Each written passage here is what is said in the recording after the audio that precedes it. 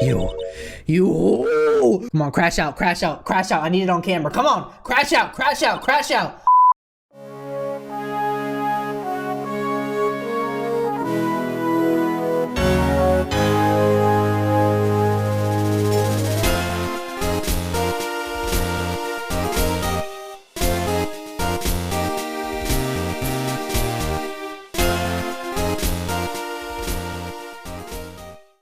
Yo, what is good, YouTube? Welcome back to another video on the channel. Today, this is case number 5 in Trials and Tribulations. And if you remember last time, we finally got around to getting to the bottom of who Iris really is. So, Dahlia has revealed herself to actually be Iris. Now, the case in point here, Iris still does exist. They just did a little bit of switcheroo, you know what I mean? Some Sweet Life of Zack and Cody shenanigans. So, at this point, now we only have to answer, I guess, a few things. What's up with Maya? How did she commit the murder? And how do we get her punished? Because she's dead. So how else are we supposed to get her to, you know what I mean, face her consequences for her actions? I guess we're about to find out. This is Phoenix Wright Ace Attorney, case number 5, game number 3. Let's get it. February 10th, 1:06 p.m. District Court, courtroom number 7. Courtroom number 7. Now then, let's continue where we left off, shall we? Well, witness? Yes. How can I help you, Mr. Judge? Well, it seems that if we are to learn the truth, we'll need to hear your testimony. I have no problem with that, but when you've seen what I have, sometimes the truth is better left unknown. In any case, let's hear your testimony. Tell us about the plan that was carried out that night. All right, okay, so we hear it. Okay. Now the question is, do we remember our evidence? I don't. The whole plan began with my death. A stupid plan hatched by Morgan Fey to install her own daughter as the next master. But for it to work, Mia Fey would first have to die. The idea was for me to kill Maya and then have the blame pinned on Iris. The plan went wrong, but it seems to have succeeded anyway. Plan went wrong. So that means you really are. Wait a minute. Did you just say the plan was to kill Mia Fey? Yes, you have a problem with that. Don't give us that nonsense. There's no way that... Watch yourself, Trot. What's up? If you got a problem, solve it during cross-examination. That's one of my rules. One of the many, we know. Mr. Godot is correct, and by the way, that's one of my rules as well. Well, you're the judge, so I would hope so. To kill Maya, could it be true? I don't know. I mean, it sounds like it could be. It sounds like it could be. Let's press everything, bro. Bro. Whole plan began. Yeah, you were executed last month, correct? Yes, I was hanged. It wasn't exactly pleasant. How did you manage to discuss the plan? When did you talk with Morgan Fey? Last year, she was transferred to the same detention center as me, since I was on death row and she was my mother. It was actually pretty easy to meet with her. I see. So that's when you discussed the plan. Ha! Are you crazy? At first, that woman was planning to kill me as well, even though I'm her own daughter. All to make Pearl Fey the master of Karain? She's a cold, twisted woman. Yeah, where do you think you get it from? She thought she could finally regain her lost honor. The honor she lost when her younger sister, Misty, took her place as the master. Ever since that day, she's been working on this plan. A plan, huh? Okay. A stupid plan hatched by Morgan Fey to install her own daughter as the next master. Okay. You're talking about Pearl Fey, is that correct? Yes, though at first she had high hopes for the two of us. You and your twin sister, Iris? That's correct. Fortunately, neither of us had much spiritual power. That's why we were abandoned by her, along with our father. Abandoned? The only person I ever really cared about in life was myself. My sister was a nuisance, so I convinced my father to leave her at an old temple. You mean Iris? Yes, my father remarried a woman who also had a daughter. The less children you have, the more money there is to go around, right? And on top of that, my father had absolutely no interest in children in general. Dang, what a deadbeat, bro. Are you kidding me? How horrible. The really horrible one was that woman. That bitter, vengeful woman. It was her stubbornness that gave birth to that child, Pearl Fey. She was born with an abundance of spiritual power. Unfortunately for her, Morgan Fey heaped all of her broken hopes and dreams onto that poor child's back. All because of her pathetic dreams of having her bloodline become the main family. Okay, this stuff kind of checks out, so I don't really know But for it to work, Mia Fey would have to die first. Okay, Maya would have to die, but why? For our bloodline to succeed as the main family, thus making Pearl the new master, the remaining descendants of the current master had to be taken care of. Objection! But Pearls would never agree to a plan like that. She adores Maya. How sad. You still don't get it, do you? What Pearl wanted had nothing to do with it. Morgan didn't care one bit about Pearl.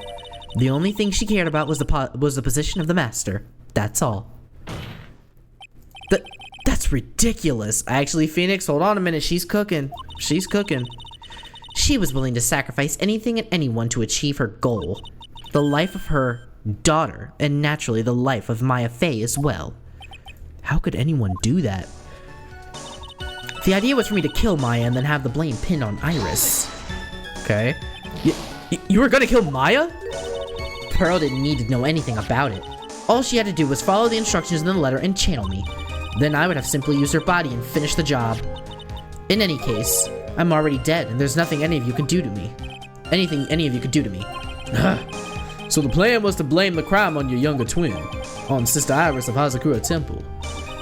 She and I look absolutely identical. No one can tell us apart. If someone were to witness me killing Maya, naturally they would think it was Iris that had done it. And the witness in this case was the head nun, Sister Bikini. I never would have guessed she was going to return to Hazakura Temple that night, but she wound up seeing Iris's crime anyway. But why did you want to pin the murder on Iris in the first place? She's your twin sister, isn't she? Twin sister. Don't make me laugh. She's nothing but a backstabber. I couldn't care less about her. Backstabber?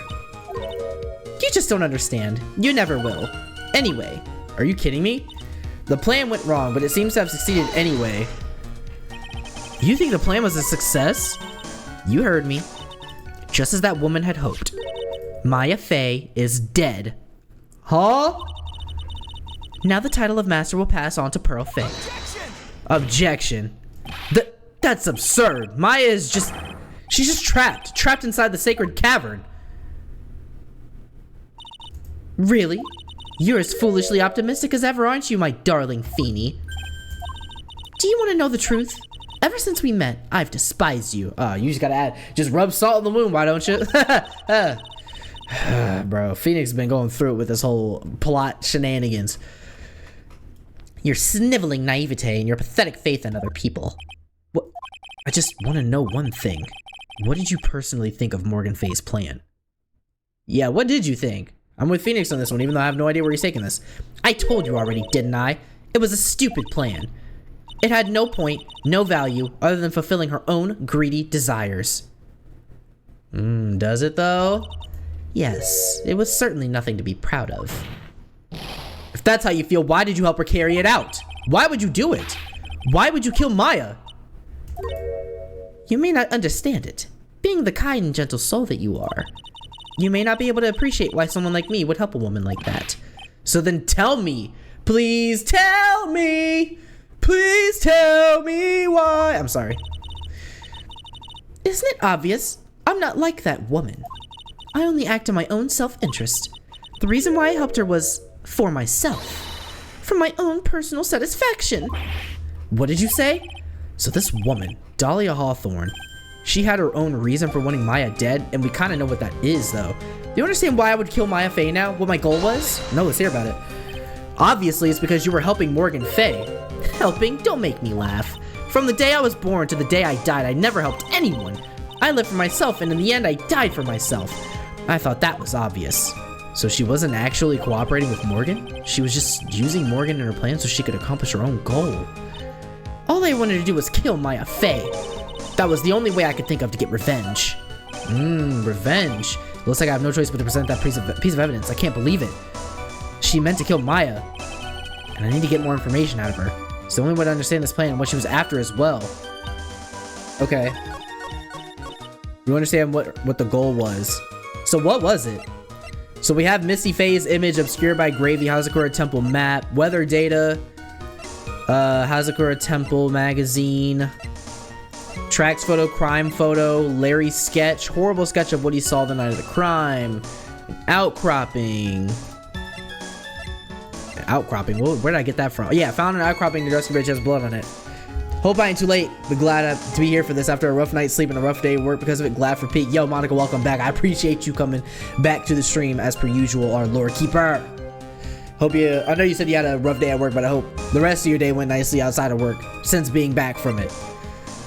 Worn by Elise Dunham, found in the garden of the inner temple. Burnt letter, orders from Morgan Fey. Opened once before. Dagger, morning of the crime, dusky bridge photo. Yeah, I need to review all this evidence. I've low-key kind of forgot some of it. Oh, Colt. Okay, let's look back over all of these statements. The whole plan began with my death. A stupid plan hatched by Morgan Fey to install her own daughter as the next master. Before it to work, Mia Fey would first have to die. Okay, so what would I need to present for this? Oh wait, hold on. Burnt letter, be careful once night falls. Should be there as soon as you hear the lights. Out bell, you must channel her spirit, leave everything up to her. Her name is, she is our ally, the whole blank. Here is a picture of her. Use it when you channel her. I know you can do it. Once this is burned, then also make sure and tell them when gravely roast the master in the fires of Hades and bring our vengeance to gravely roast the master in the fires of Hades. Gravely roast the master. So we know that was a misunderstanding on Pearl's part and why she threw gravy at the on the master's poster. But anything else about this letter? Gravely roast the master in the fires of Hades and bring our vengeance to fruition. Gravely roast. Gravely roast. Gravely roast. Go back. For it to work, Maya would at first have to die. Would first have to die. And it was like the third page. We can try this one. We can try this one. This might be a good idea. Because it said roast the master like after everything. As soon as you channel her, gravely roast the master. Okay, that wasn't it. I love that every time I know it's gonna be wrong is because he slams his fist on the table like a toddler. Going, this piece of evidence contradicts what the person in the stand says. The idea was for me to kill Maya and then have the blame pinned on Iris. Oh wait, it still can be though. It still can be though. Hold on. Dang it. Okay. Think. I could already tell this is already gonna be tough. This is already gonna be tough. Maya would have to die first. The idea was for me to kill Maya and then have the blame pinned on Iris. Kill Maya and have the blame pinned on Iris. But why did Misty end up dying though? In that case, cause loss of blood from stabbing back. Body fell 10 feet after death. Tracks, courtyard. Worn by Elise Dunham, found in the garden of the inner temple. Found behind a tree in the inner temple. The blood is being analyzed now. Taken the morning after crime. A lantern from inner temple garden was not lit the night of the crime. Hazakura temple, and this is just a picture. What piece of evidence? Oh wait, do they want me to show? Oh, do they want me to show her? Show her Mia? Okay, that's what he literally said it. Yo, Ice, what up? Welcome back, my guy. Could it be that your actual goal had nothing to do with Mia Fey herself? As I said, none of you have the power to punish me anymore, because I'm already dead. Well, I had the same problem, you see. You can't punish the dead, and you can't take revenge against them either. Loki, why is she kind of spitting though? You wanted to take revenge on someone. I was sentenced to die because of that woman, Mia Fey. Okay. I somehow knew this was it. I wanted to send her a message. It was at her hands that I suffered my first humiliation. I wanted her to feel the same pain she made me feel. Sadly, when I realized revenge was impossible, I gave up. And the reason it was impossible? Was it perhaps because Mia Fey had already died? Yes, and I realized there's only one way to take revenge against the dead. Kill the living? And how do you do that? Even when the body dies, the spirit, the ego, it lives on forever. Since when did you become a philosopher? I wanted to take away that person that Mia Fey loved the most. I wanted to kill her with my own hands. That would be the one and only way I could take my revenge against Mia Fey. That was the reason I helped out with that woman's plans. Just for that? For that you would kill Maya? Your goal was no different than that of Morgan Fey. As they say, the apple doesn't fall from the crazy ass tree. No. What a cruel plan. Cruel, cold, and heartless. Don't waste your time preaching to the dead. I've already told you there's not a thing you can do to me. That night. Okay. At about 9:30 p.m., I materialized into this world. I quickly pinned my hair up and put on a demon warding hood. So at 9:30 p.m. she said she materialized into this world, then put her hood on. But is that regardless of the channeling? What? The channeling was part of the plan. Okay, but then she put on the hood. Then I picked up the staff that was by my side and left Hazakura Temple. FYI, I'm not helping you at all today. I feel you. Alright, then I gotta lock in. So it was Elise Dunham who channeled her after all. That ridiculous head nun never noticed a thing. She left Mia Fey at the inner temple and wobbled back, clutching her poor old back. What did you do then? That kid was easier to handle than I had hoped. I had caught up with her in front of the stone lantern. Then I took out the dagger I got from the storeroom and... Okay. I'm here for the moral support. I feel you. Why does Bikini like the end of a piece of toast? That's fine. That's foul. I was just saying that's fine. That's foul.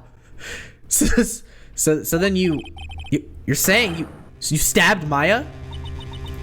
It's strange, but I don't have a clear memory of what happened after that. What does that mean? No clear memory? I don't know.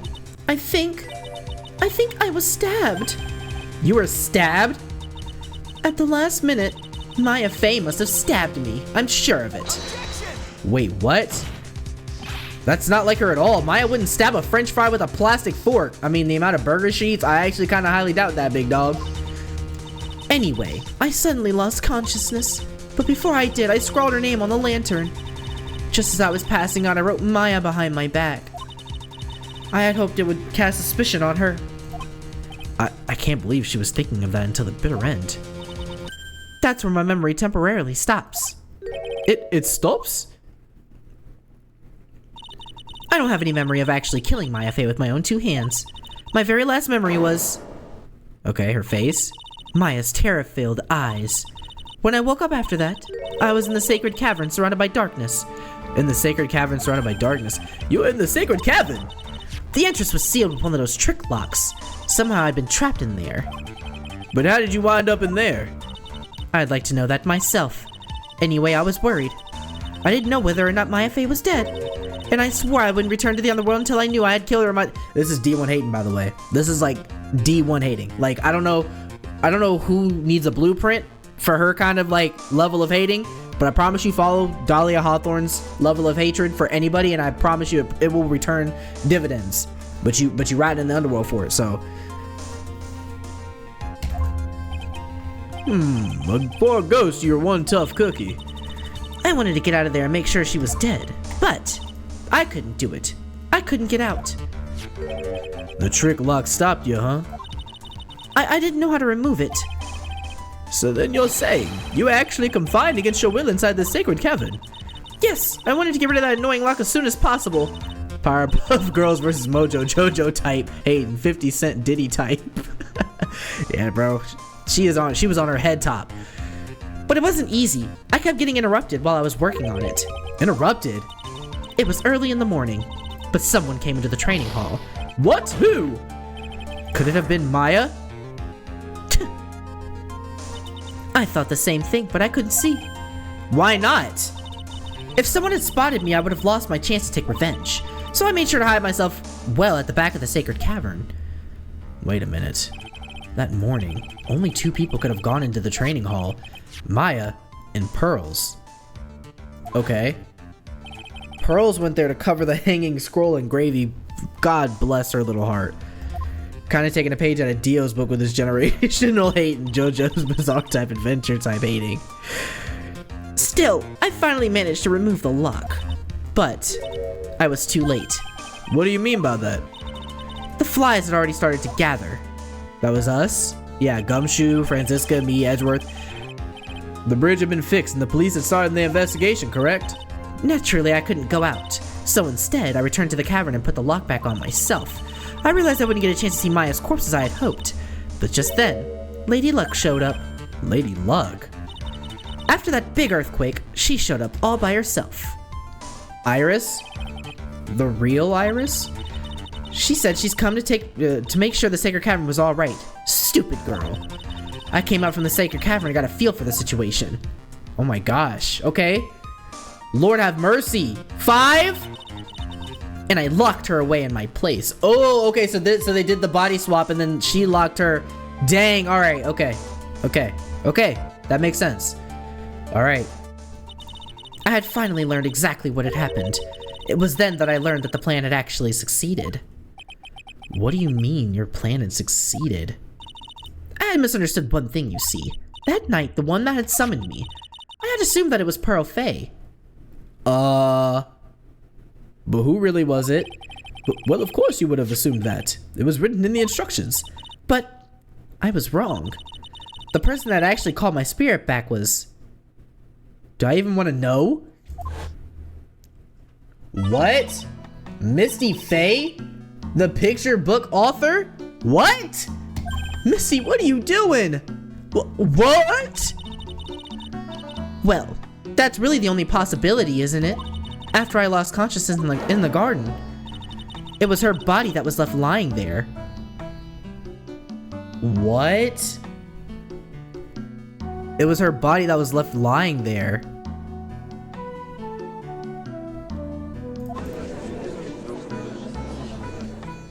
Huh? Mia Fey. I wasn't able to kill her with my own hands after all. But even so, I made her commit the most vile sin a human can commit. And that is? Matricide, the sin of killing her own mother. No way! So wait, she's saying that she came back to life? Or she came back? I'm actually kind of confused right now. So basically what happened was Pearl, she thought Pearl was the one who summoned her because those were written in the instructions, but that wasn't what happened. She's assuming, we don't know for sure, she's assuming that it was Misty who brought her back. And her body was the only one that was there. Oh, no. So she's saying that she was put in Misty's body. Now, usually that would mean that the spirit medium would be the one channeling the spirit into the person's body, because it's like it takes over your whatever. Your body, the spirit takes over the body when you do it. So that's what she was assuming. But wait a minute. How is that possible if... So what, they set her, it still set her up to die? I don't know. I'm so confused. Order in the court. What is the meaning of this? It's true that I was the one who attacked Mia Fey. But even so, the murderer who actually snuffed out Misty Fey's life was none other than your darling little Maya. But I fail to understand where Maya even was at. Is she just saying... Okay, so she's saying that she was put into Missy's body first, and then she went out to go see Maya, and then when she went to go kill Maya, she was actually killed by Maya? Okay, I see. I had the order of events. Okay, I see what she's trying to say. Objection! Okay, yeah, object to that real quick. Ridiculous! That's nonsense! Are you sure about that? Just think about it. There's even evidence supporting these facts, isn't there? What? What do you mean? What is the so-called evidence? The fact that Mia Fey has disappeared is evidence enough, isn't it? Huh? The idea that she's still in the Sacred Cavern is just ridiculous. She wasn't able to escape from the Inner Temple, that much is obvious. In that case, there was only one place she could be. Where? Do I have to spell it out? The bottom of the Eagle River. Where else? Eagle River? Mia Fey killed her long-lost mother. Can you imagine the guilt she must have felt when she realized that? And so she jumped off a cliff? That's why she threw herself into the Eagle River. Most bodies that wind up there are lost forever. See, you trying to rectify the mistake that you made all that time ago.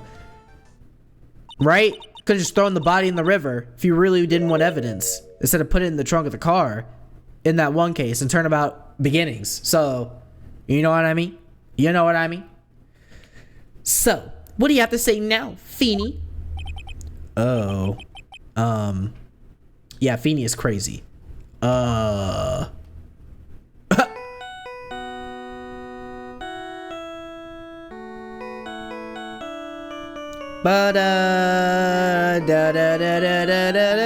calling my phone? Oops. Sorry, that's my phone. Of course it is. What kind of ringtone is that? Bro has his own theme song as the ringtone. Narcissist. Godot here. Okay, thanks. What? Was it something important? They just finished removing the locks from the sacred cabin. That's great! What about Maya? There was a woman in the cave. Was it Mia Fey? It was the accused, Sister Iris. Huh? Don't look surprised. I locked her in there yesterday. I just finished telling you that. So, what about Maya? Where is she? There was no one else found inside the sacred cavern. No, it can't be. Nah, this is weird! Hold on a minute. This is weird, bro. So hold on. So what she's claiming is that the night of the murder, she was supposed to be channeled by Pearl. Pearl didn't actually do it. She's saying that basically, what's-her-face, Misty was the one who channeled her. She cornered Maya in the courtyard, tried to kill Maya. Maya turned it around, killed her, then realized what she did based on what she's saying in her testimony. And then after that, Iris? But in that case, how is Misty shown as dead? How is her body right now in a mortuary somewhere getting dressed up to be put in a coffin? And Dolly is still walking around. Dog, hold on a minute. What does that outfit look like?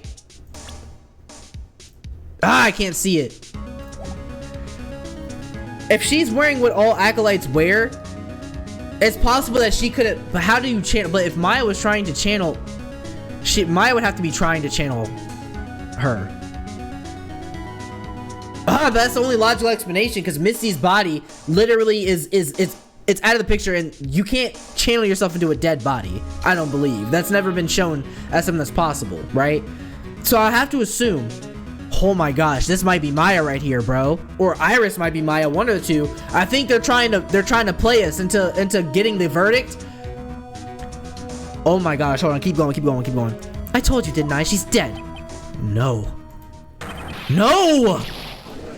Yeah, I don't buy it. I'm sorry. I can't buy it. Maya's not dead. Nah. Not two sisters in the same trilogy. That's crazy. It seems that this case has come to an end. A tragic end. Yo, Judge, don't let it end like this. Hit the objection on him real quick. Sadly, it appears the killer of Elise Dunham, known as Misty Fey, was her own daughter, Mia Fey. No, it wasn't. Don't let this end like this. Overcome with guilt for what she had done, Mia Fey jumped to her own death in the raging waters of the Eagle River. I would believe it if, I don't know. Nah, it's not plausible. I do believe that it's possible that Dahlia or whoever stabbed her mother, but I mean, I think it's possible that Maya did it, but with Dahlia being channeled into her. That has to be the only solution I can think of. And that they're using Maya's body right now because it completely alters the appearance of an individual. Now, to be honest, on the other hand, it is hard to say because we've seen Mia be channeled in this courtroom before and no one's noticed. Not Edgeworth, not Godot. Actually, I don't know if Godot was ever in the same room, right? But, so I don't know, bro. I don't know. It can't be. Ha! Or ha! Okay, Godot, what you got to say, bro? Quit ore farming. Just let it out. Try. Have you ever heard this one? Once you eliminate the impossible, whatever remains must be the truth, no matter how improbable it may seem. What is that supposed to mean, Prosecutor Godot? According to this witness, Mia Fey threw herself into the Eagle River. However, is that really the truth? Remember, this woman testified earlier that the bridge was already on fire when the murder was taking place in the garden, which means if Maya thrown herself into the river, it must have been from the inner temple side near the bridge. Okay, you can throw yourself into the into the river, any part of that or any side of that. It doesn't have to be at the bridge. Oh wait, I know what he's getting at. Hold on, he's cooking. She wouldn't have made it to the river. Now, yeah, no, she wouldn't have made it because the inner temple blocks it off. You would, okay. I see where the contradiction is. Good stuff, Godot. Good stuff. Yo, we might be acquaintances after this. Not friends, but acquaintances. That's right, that's where she jumped from. He was 3-2 Mia channels Mia, or 3-2 Maya channels Mia, and Godot looks shocked to see. Okay, I see. Okay, so then that did happen. Okay, so then it does change the appearance. But that's impossible. It's impossible to jump into the river from there. What? Don't get your panties all twisted up, Trid. Just relax and think through the whole thing again. Dude, Phoenix, even I jumped on this one before you did. So it's impossible? Maya couldn't have thrown herself into the Eagle River? Well, Mr. Wright, Miss Hawthorne claims Miss Fey threw herself into the river from the inner temple side. I know the answer and I know it's right, but I have only 3 health bars remaining and this game is being unforgiving with my health right now. Yeah, look at that. Yep. Do you have any evidence that refutes this claim? Absolutely.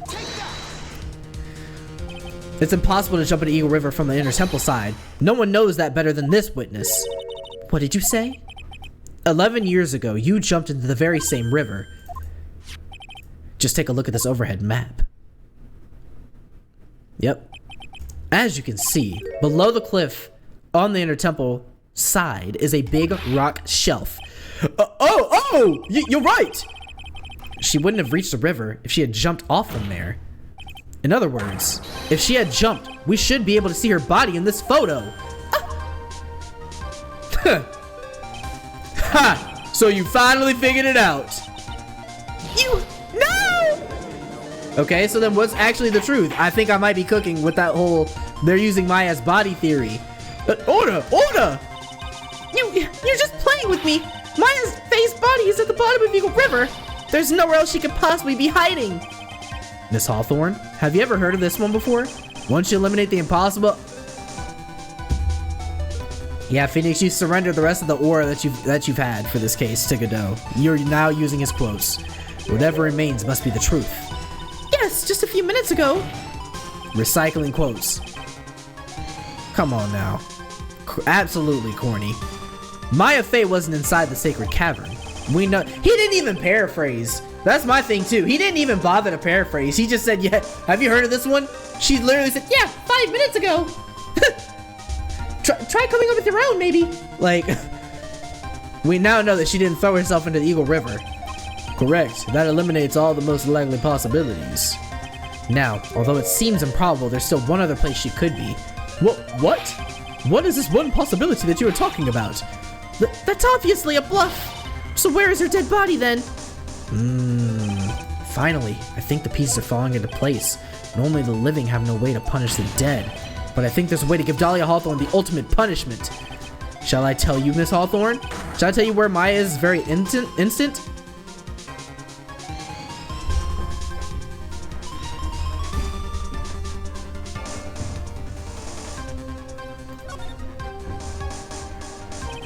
There's only one possibility left.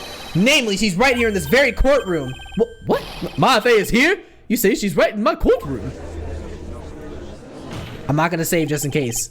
That was a Sherlock Holmes quote, left master. So it's been recycled twice. So both, I just clogged both of them for being unoriginal. Okay. All right. That's good to know. That's good to know. So now, any aura that Godot had that was gonna get passed on from Phoenix, gone. Out of here. Dahlia Hawthorne, I seem to recall that you said I had misunderstood one thing, you see. So what? But I think there's one more thing you misunderstood. What do you mean? Tell me something. At this very moment, who is channeling Dahlia Hawthorne? Godot already knew it was a quote, that's why he asked if he's heard that one before. Goofy. Glaze. He's still taking someone else. Okay, so okay, hold on a minute. So Godot can paraphrase Sherlock Holmes. But then when Phoenix, you know what I mean? I took aura points away from Phoenix for quoting Godot, so I can still take those aura points away. It's not. I thought he came up with that on his own, but he didn't. So any aura points he would have gotten from that are defaulted, canceled out. It's like PEMDAS. Phoenix literally heard the quote 5 minutes ago in the same room. Godot could have seen it on his computer that morning, read it in a newspaper. He could have just finished the book up on the loop inside of the vestibule of the courtroom. We don't know. Godot used a quote from the 1800s. And he thought we wouldn't notice. Monica noticed. Hey, look, I'm just saying, man. I'm just calling out the facts. He didn't claim it as his own. Phoenix didn't either. What are we talking about? He just said, have you heard it? Because in that case, I'm wrong for pressing Phoenix about it. So we can, so the aura, there's plenty of aura to go, or there's no aura to go around. But these are different situations. Who is channeling Dahlia? Hawthorne. Well, that's obvious. It's Pearl Fey, that pathetic little sniveling runt. You're wrong. Pearl's tried, but she couldn't do it. I've never failed at channeling someone. This is the first time it's happened. Isn't there any explanation for why you couldn't channel a spirit? Oh wait, hold on, that was me. That was me saying it. It could happen if someone else was already channeling the same spirit. Okay, I do remember that tip. She did say that. Okay. Someone called me before Pearl did, but who? Pearls even tried it. Yo, someone called me before Pearls did. Wait, Misty died prior to that. So the plan was to have Dahlia be summoned or channeled before, obviously, Misty could be killed. I don't think it was ever in the cards for Misty to die. Nobody even knew who she was. So I think Misty must have tried to intercept the plot. Probably stop Pearl from summoning her. And maybe she channeled... Oh, hold on. And maybe she Oh! Oh, hear me out! Okay, so Maya's mom knowing... So Misty knowing the plot decides to, instead of... decides to channel Dahlia. But what the heck? You gotta channel them in the body of the But I think you can go... It's transferable. Hold on, don't answer that part. But like, it's transferable. If it's transferable, I bet you her mom summoned Dahlia, but she summoned Dahlia to be Maya's body. Or summoned Dahlia in Maya's body. That's the only way any of this makes sense. Because that's the only way she could probably stop her from, like, killing Maya. But then she could just kill herself. But then that... But it would be confusing to Dahlia if she realized she's in Maya's body. I don't know, we'll see. Pearls even tried to get him the day after crime, but she couldn't do it. What could that mean? I think the truth is becoming clearer to you right about now, am I correct? Okay, so Dahlia is in the... Okay, so Dahlia is in the unknown about it. It wasn't Pearls that channeled you. It was someone who called you before she did, and it was Mystic Elise Dunham. No, that's not who. Wait, what?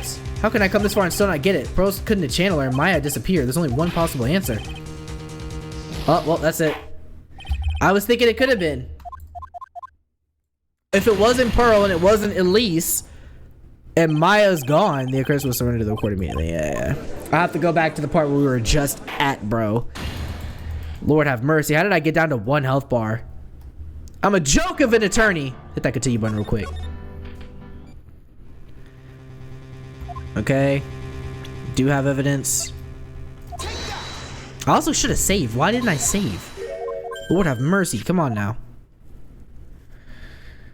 Yeah. We get it. Rocks. Yup. She jumped in the river. Yup. She gets shook.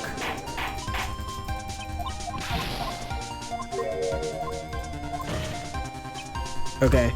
Here we go. I'm so glad I saved before that. We now know she didn't throw herself in either river. Eliminates all possibilities.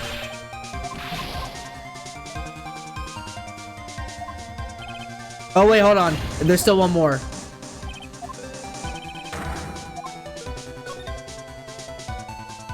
Okay, and then her temple. Okay, maybe I don't save here because that is a little bit of a branch, but I'm like pretty sure. Yeah, I'm pretty sure this is it. Tell me something. This very moment, who is channeling Dahlia Hawthorne?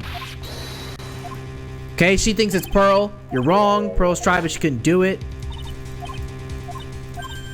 If someone else is already channeling the same spirit. So Iris? Someone called me for it, but they don't have spiritual powers. Pearl's even tried to get on the dance, so it's Maya. Okay, so never mind. My theory about transferring... Someone transferring people is not true. Okay, yeah. I'll take that on that one. This is an easy one. Pearls couldn't do it and Misty Fey is gone, there's only one possibility left. I was really believing in my theory. Come on already, I can't stand the tension. Dahlia Hawthorne, the person channeling you right now must be Mia Fey. What? Okay, yeah. I'll take the L on that one, for sure. I just wanted to believe in my theory so bad. Okay, now we gotta rethink this. We got to rethink this. But how could that be? Remember what this witness, Dahlia Hawthorne, said about her goal.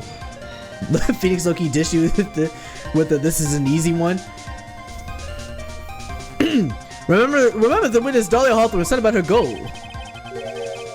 She said that her goal was to kill Mia Fey. Yes, that's right. But if Maya channeled the spirit of someone that was trying to kill her.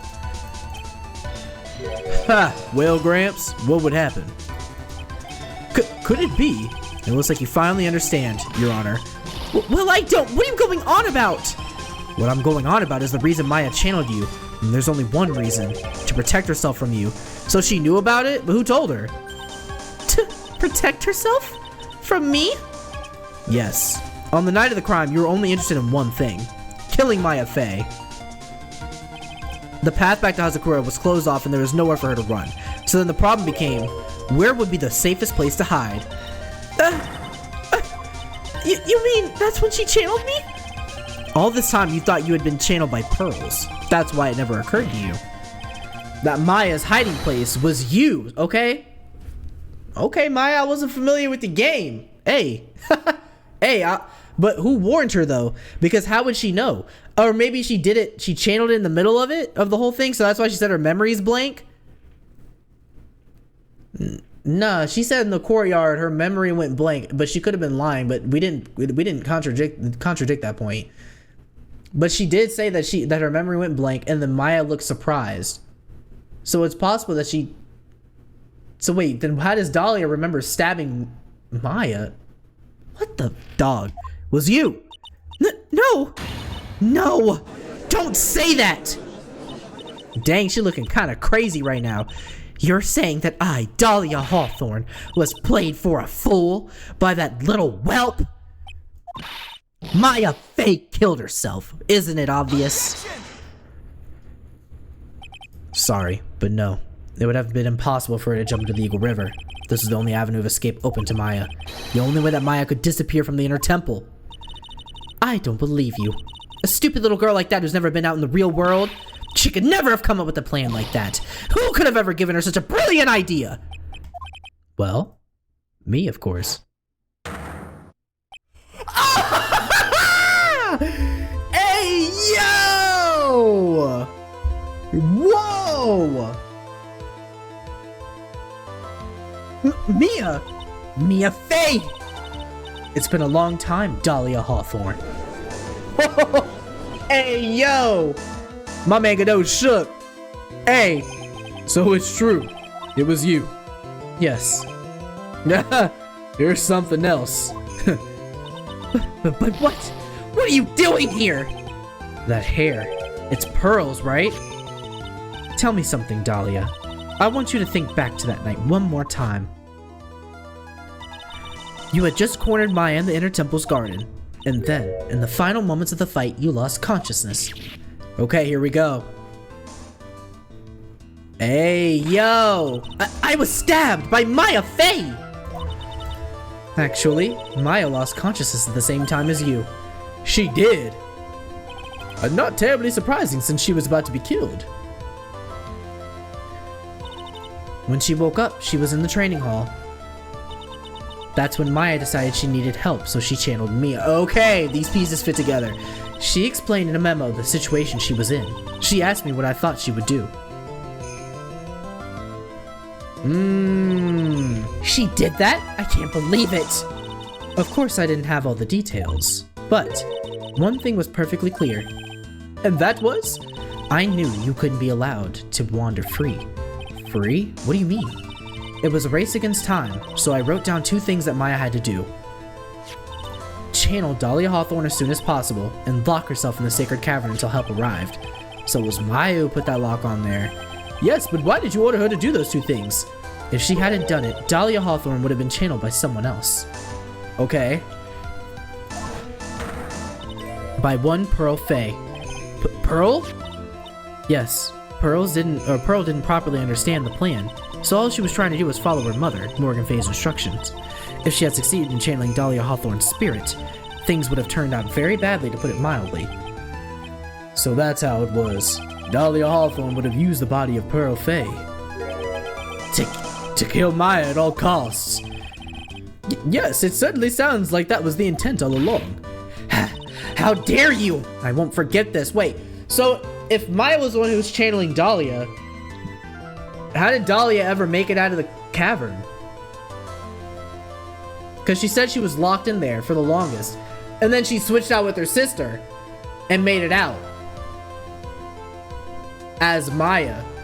Oh, okay. So basically, after that whole incident happened, Maya was passed out unconscious, then was asking for help.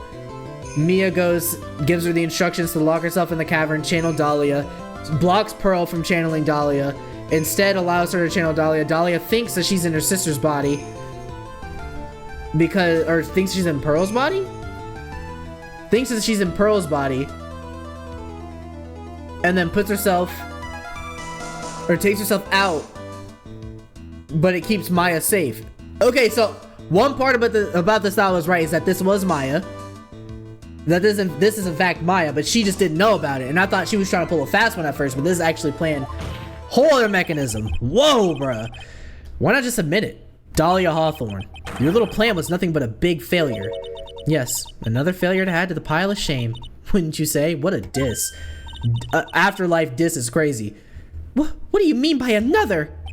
Think about it, Dahlia. Remember all your past crimes? Not a single one of them was a success. They all ended in failure. What? How dare you? 11 years ago. The fake kidnapping, your very first crime. Yeah. It was a failure. You got your hands on a $2 million diamond, but...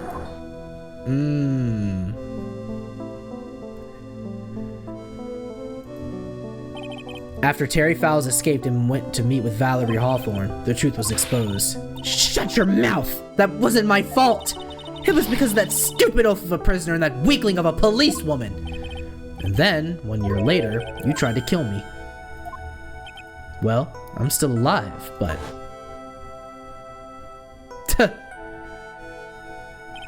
You wound up killing someone else.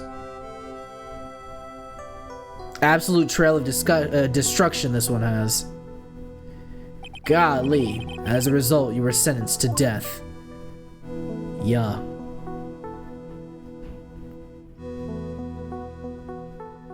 Shake your head. Yeah, shake your head, bro. It's one stupid move after another for you, but it's no longer funny. You wipe that smug, happy-go-lucky smile off your face. Cheese. And now this? You've messed up again, and you let Mia Fey escape, even though she was right there in front of you. Mia Fey! Mia Fey! You spinster! I was supposed to kill Mia Fey like I swore I would! And if only you had gotten the spiky-haired jerk the guilty verdict, I would have been hanged to death! Ooh, true. But I think you finally understand, Dahlia Hawthorne. You will never defeat me. Aura? What did you say? Whether you're alive, dead, or somewhere in between, you will never defeat me. As long as I'm around, you're destined to lose for all eternity. I remember what you said earlier in the trial. You said there was no way we could punish you, because you were already dead. What about it? But what about it? Then you said, even when the body dies, the spirit, the ego, it lives on forever. That's very true, Dahlia, and that's exactly the punishment you'll never be able to escape from. For all of eternity, you'll have to remain as Dahlia Hawthorne, a miserable, pathetic, weak creature who could never win at anything. And for you, there is no escape from that, no hope of freedom. Since the day you were executed, the narrow bridge that once stretched out in front of you has burnt to a crisp.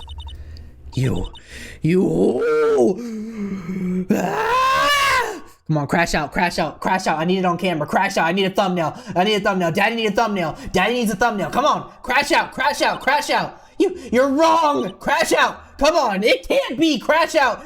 There it is. Dang it, I missed it. How could I lose to the likes of you? It no longer matters. I don't care whether you win or lose anymore. The only thing I want is for you to come out of Maya's body right now. Crash out! Crash out! Crash out! Crash out! Crash out! I need it!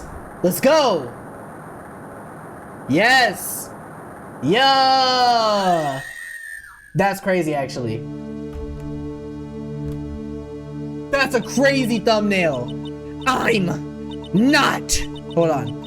I'm not ready. Not ready to go. Burn! Burn! Be gone! Be gone! Sealed away by the magic powers of the Magatama. To forever be forsaken by those you forgot, and then for those that you... Dang it, I messed up the quote. To be forsaken by those you tried to forsake, and in turn became forsaken. Let's go!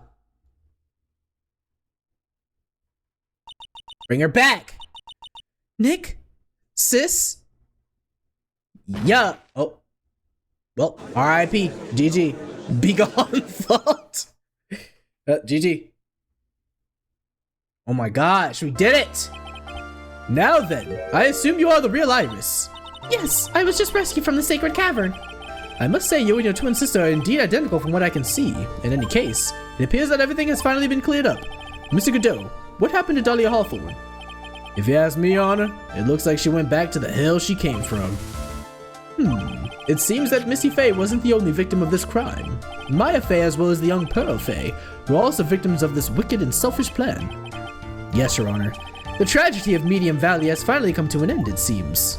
It would be best for everyone if no further attempt was made to channel that spirit again. Your Honor? Yes, what is it? About this whole spirit medium thing. It's almost weird how comfortable you seem to be with the concept now. Well, buddy, 3 games in a row. I mean, how foreign of a concept can it be? We've literally encountered this so many times at this point. It's almost like riding a bicycle at this point. It's like, yo, someone died. Yo, get Mia in the court, please. Mia in the court. Yo, Pearl, do me a favor. Do your little channeling thing real quick. Bring Mia. Yeah. Thank you. Like, it's just an everyday thing now. Well, to be frank, my younger brother is quite judgmental. He often criticizes me for not studying hard enough. What does that have to do with anything? That's why I made a concerted effort to study up on the Korean channeling technique. Oh, okay, I see. Hey, isn't it the New Year's issue of Occult? I've seen quite a few things in my many years on the bench, and in all that time, I've finally learned this one thing. Each case is different and takes place in its own world, if you will. He's the most locked in I've ever heard him, and it's at the end of one of the hardest cases in the game. In order to fully understand that world, first we have to immerse ourselves in it completely. Why is he spitting right now? And that's where my brother and I used to differ. Never thought of it that way. Bro spitting. At any rate, it's time to pass judgment in the case of Iris of Hazakura Temple. Not... What? What? What are you objecting to? What do you got to say, bro? Come on. You're a little too fast with that gavel, Your Honor. What do you mean by that, Mr. Godot? This trial, it isn't over yet. That's what he means. What? Trat. Remember what Miss Evil, what Miss Evil Spirit said in her testimony? Huh? Dahlia's testimony? I caught up with her in front of the stone lantern. Then I took out the dagger I got from the storeroom and stabbed her with it. Right. Okay. It's strange, but I don't have a clear memory of what happened after that. I think I was stabbed. Okay, so what are you trying to get at, Godot? Just as Dahlia Hawthorne was about to attack Maya, she was stabbed and killed by someone. Yes, that's right.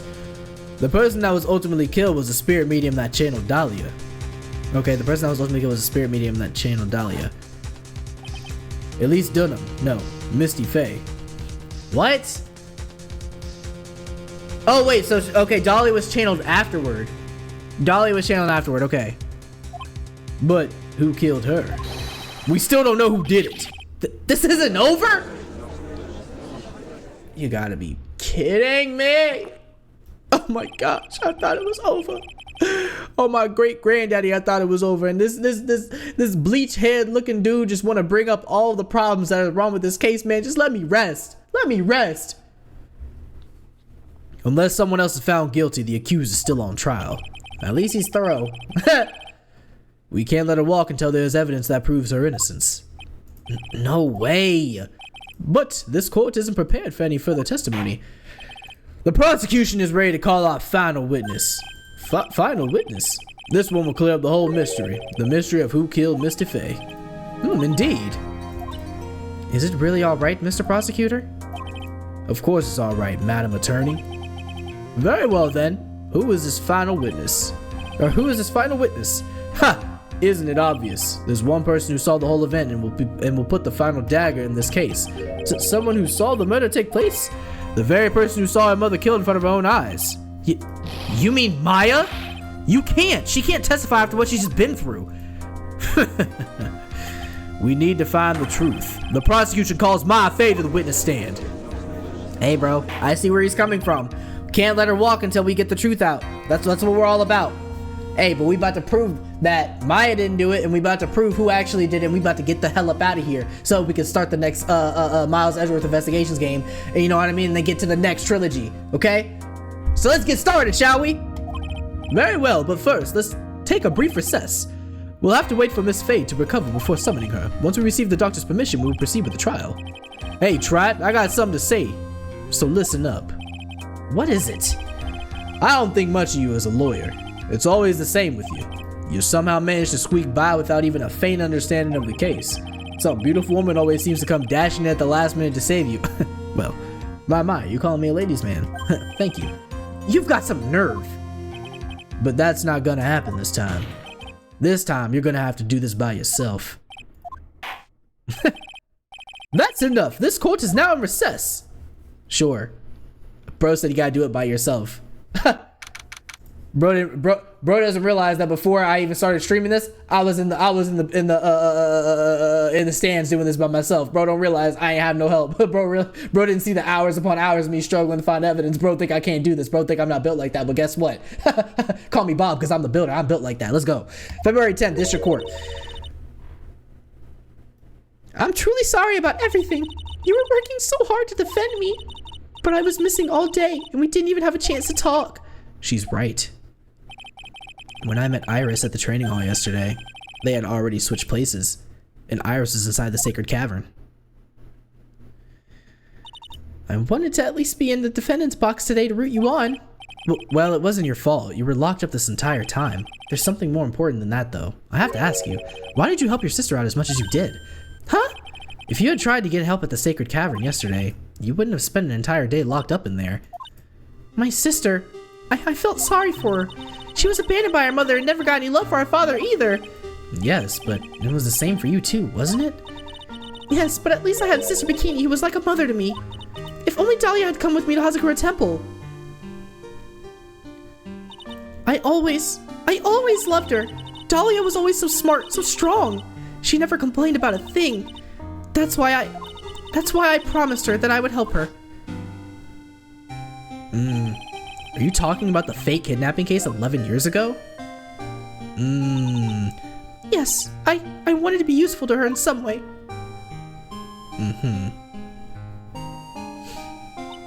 But as usual.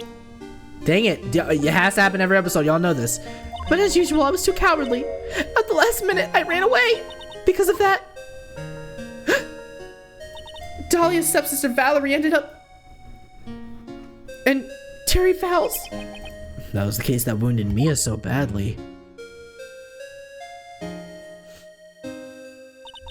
But things didn't end there, of course. Some people suspected that my sister was involved in the murder. Some people? You must mean...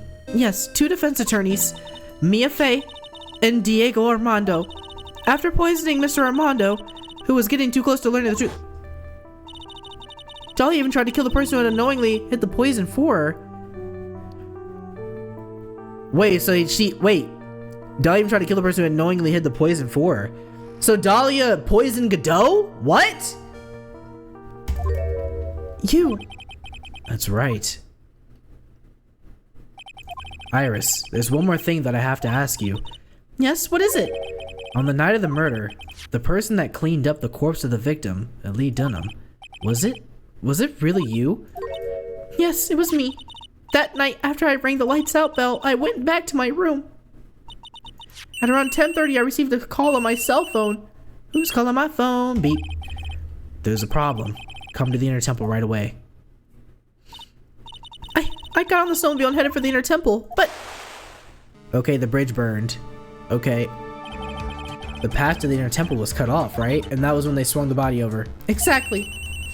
Okay, phone rings. We can't leave the body here. So you've got to do this exactly as I say. Got it? Okay.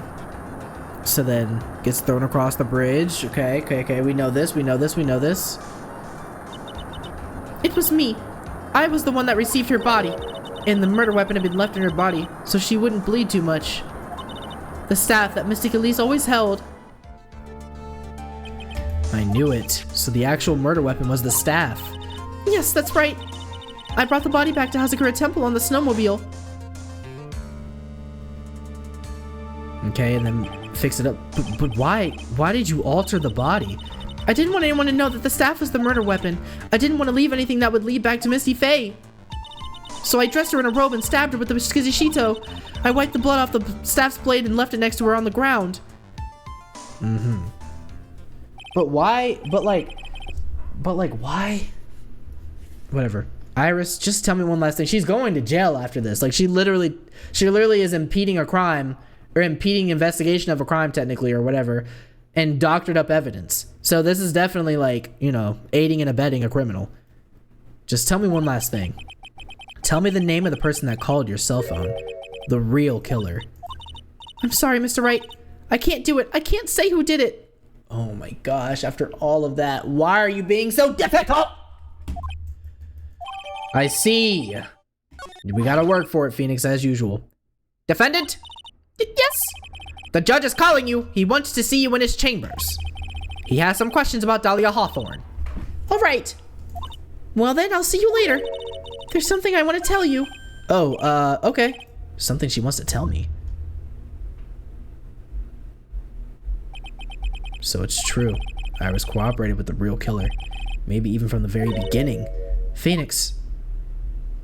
The GOAT! Mia! How is Maya doing? Physically, I'm not worried. She'll recover completely. But emotionally, she's been hurt very badly by this case. I see. You don't mean she's learned who Elise Dunham really was? Yes, I went to the medical office and talked with her. I told her everything I knew. But why? Maya is stronger than you think. I knew she could take it. All of it. What do you mean by that? I want you to figure that answer out by yourself. The trial is about to restart. The real killer. Do you know who it is yet? Iris wouldn't tell me who killed her, but still. I think that just maybe I know who it was.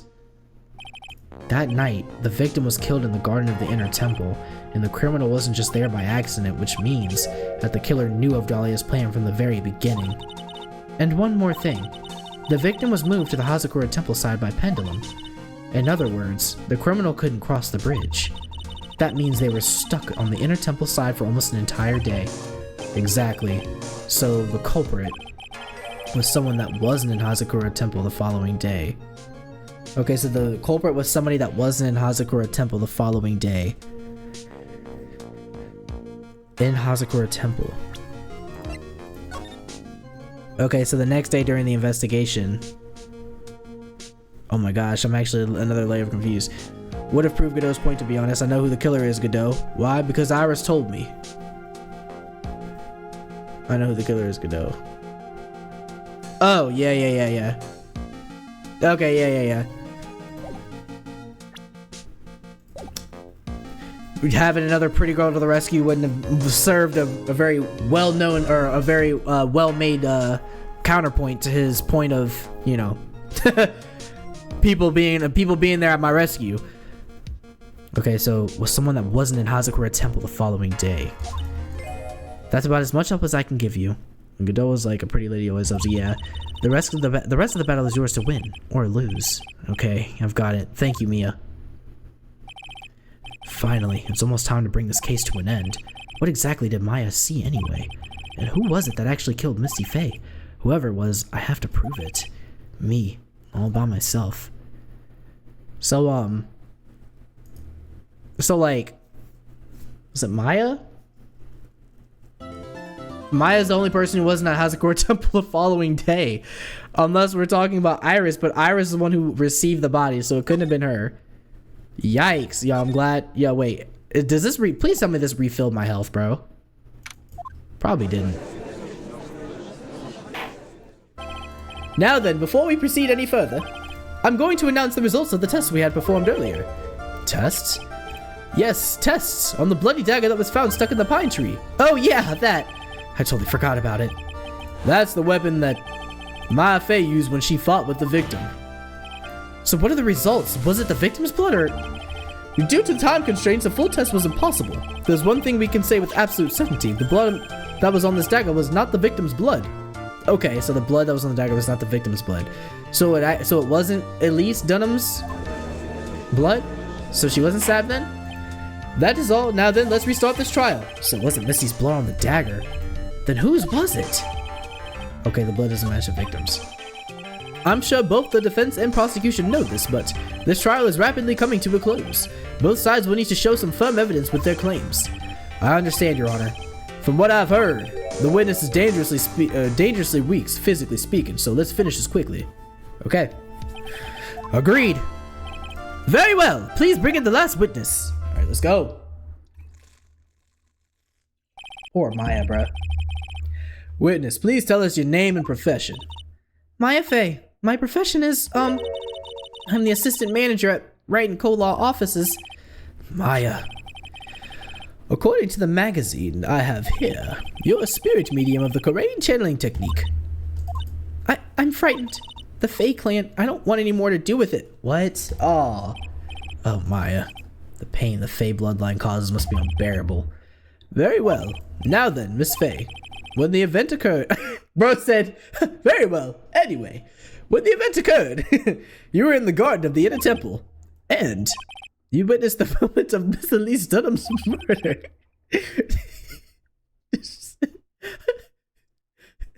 Just put the fries in the bag, Miss Fey. Is this correct? I did. Straighten up this instant, young lady. Huh? Pick your head up and speak clearly. There's always time for crying later. But I... Your mother was killed right in front of your eyes. There's nothing you can do to change that fact. But there's something you can do. You can finish this. You've been watching the whole thing, right? You've seen the witnesses come out and you've seen us squeeze the truth out of them. Now it's your turn. Let's hear your testimony. On the night of the crime, what exactly... Oh wait, no. On the night of the crime, what exactly did you see happen? Witness, if you please. Yes, Your Honor. All right, okay. Let's do this. Let's do this. I don't think we've cross-examined Maya since the first game, bro. I was passing through the garden on the way to a spare prep room. When it happened, suddenly someone struck me over the head. I stumbled and ended up against the stone lantern. I think I screamed, "Help me!" Then something warm splashed over me. That's when I lost consciousness. What the heck? So you were struck on the head. I suppose it must have been the staff. Maya, the person who hit you. It was Dahlia Hawthorne, wasn't it? I'm sorry, Nick. I couldn't see. I don't know who it was. Maya, think hard. Sorry, Nick, but I really couldn't. This is the first time, actually. Really? I guess so. Yeah, because she wasn't a witness. She was not a witness. She was the accused. The person who was accused of... No, she wasn't. What the heck? What happened? This is so off track. I'm sorry, but now I'm confused. Didn't they think that Maya killed Mia somehow or something, or that she saw it, or what? What was the case that they thought Maya did something? Was that the one with April May and Guy Sensei, pink haired Guy Sensei?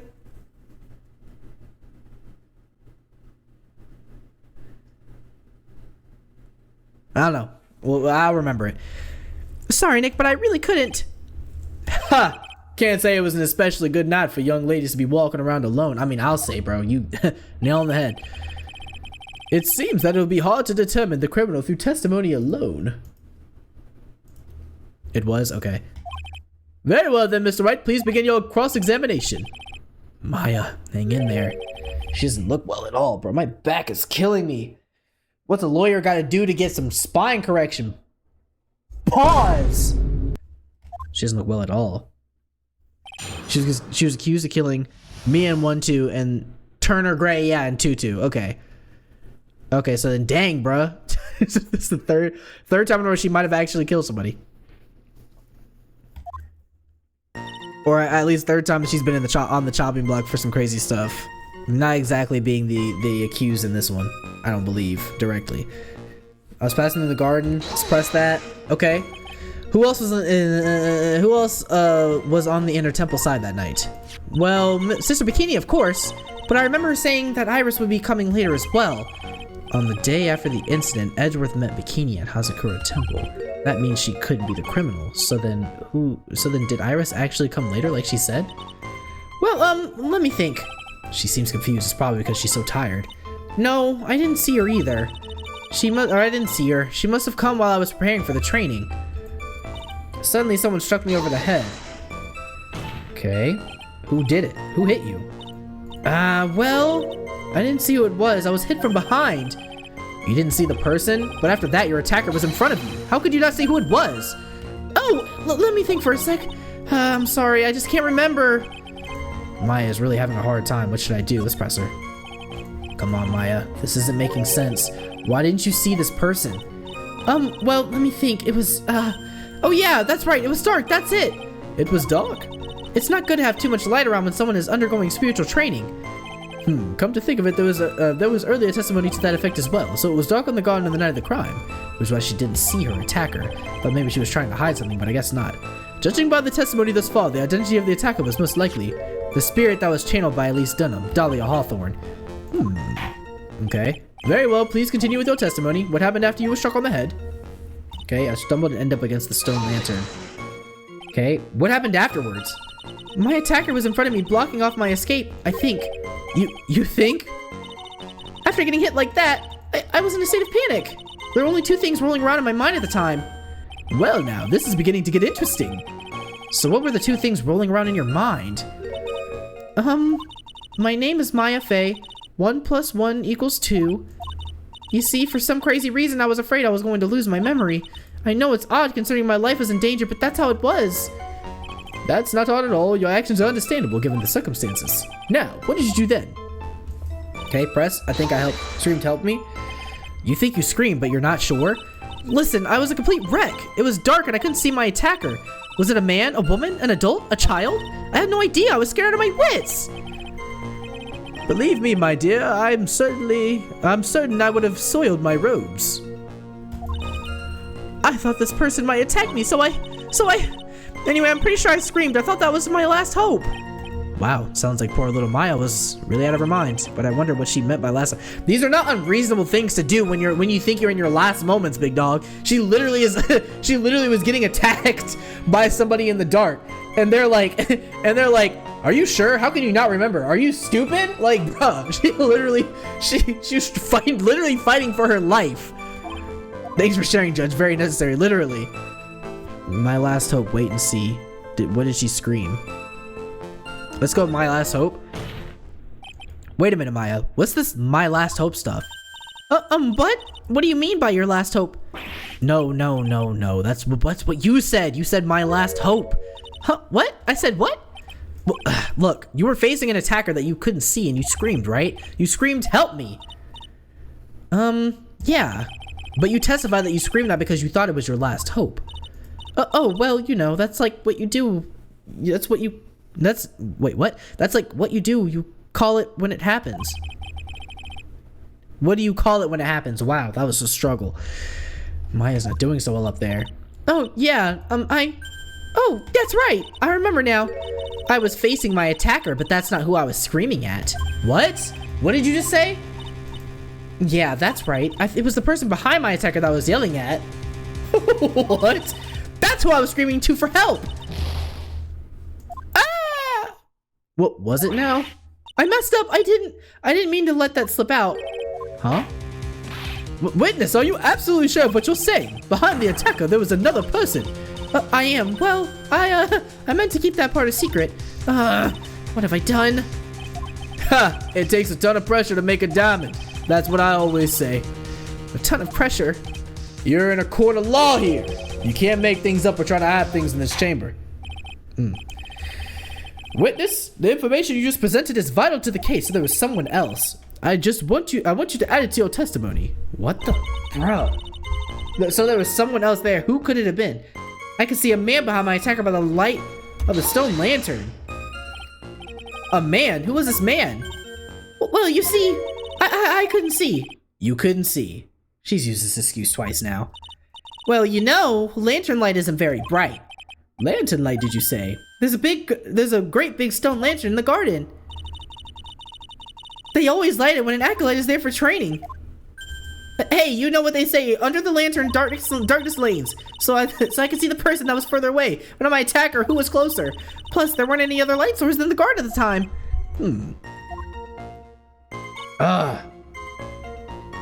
Then something warm splashed over me. Let's hear it. You don't mean, what was it? I didn't know it at the time, but I think it was probably blood. Is she saying that's when Miss Dunham, who was channeling Dahlia, was stabbed in the back by the killer? At that moment, I was paralyzed with fear. I was just sitting there in the snow.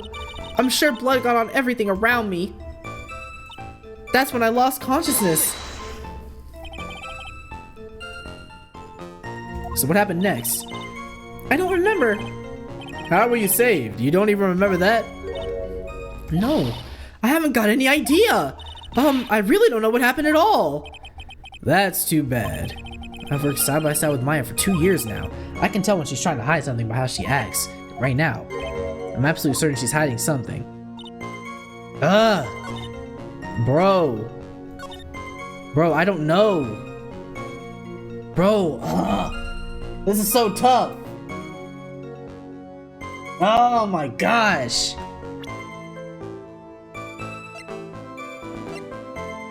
You thought I was struggling, didn't you?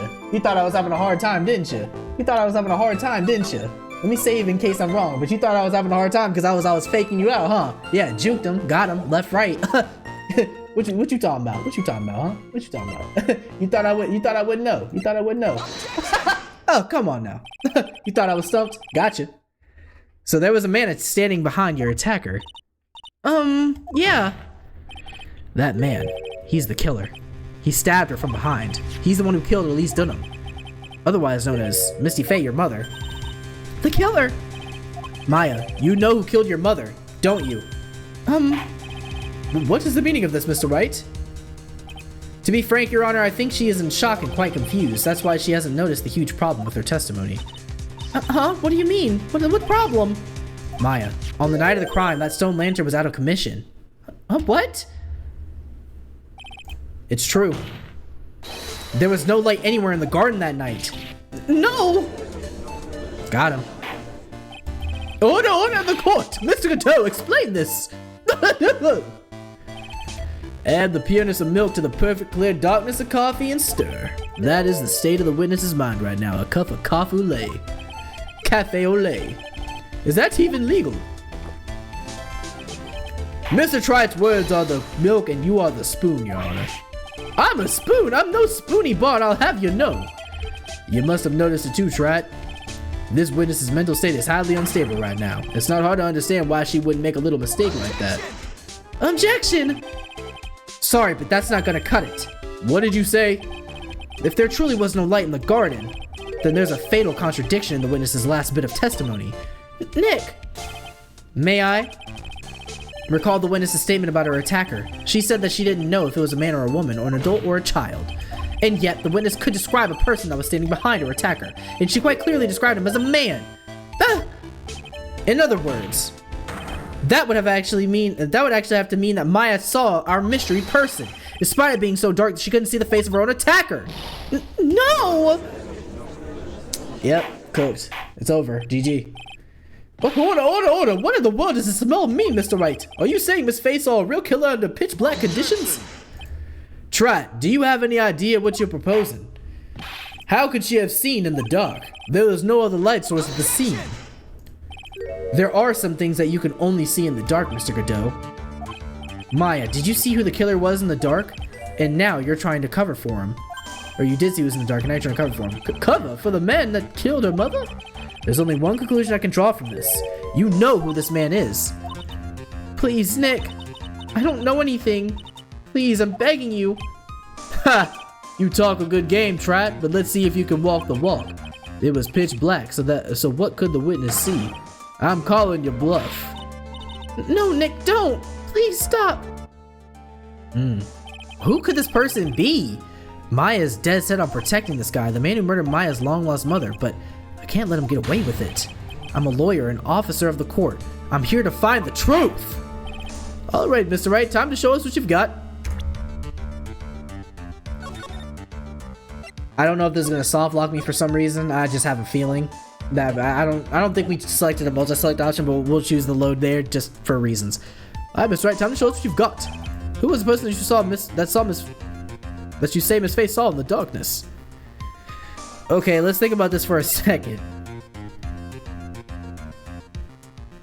Okay, so that night, bro, there can only be one person, but how would he have? Why would it be Larry? Larry? Not Godot? Godot wasn't even there. How in the heck? This is a guessing game. This is a guessing game with no evidence. No evidence is shown, right? We don't have any. Oh my gosh, they really want me out here blaming people. I don't think it could have been Larry, bruh. What?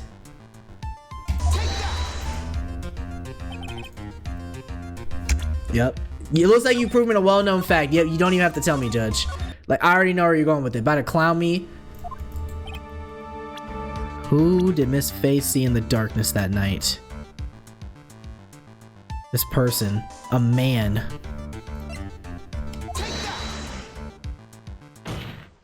Why Godot, though? Oh my gosh, his goggles! Lord have mercy! Because it was pitch black, Miss Fey was able to recognize the killer easily. I'm sure the court would like to see for itself how that's possible, yes? What? But how do you propose to show us something like that? That's easy. We just need to recreate the conditions of that night. Conditions? Your Honor, the defense officially requests that all the lights in this courtroom be turned off. Oh. Here we go. What is this? But it can't be. Huh. Ha! Ain't no way. That was a nice bit of deduction. Trat. Okay, so it was Godot who did it? Well, everyone, this is the man Maya saw on the night of the murder. Goodness gracious. Order! Prosecutor Godot, what is the meaning of this? Tell us, Godot. Let us know. Surely you must be shocked to hear yourself accused of such a thing. Why aren't you denying it? Ha! Your Honor, you're asking the wrong person. What do you mean by that? If you got a question, ask the witness. That's one of my rules. Well, Maya, how about it? What you saw that night?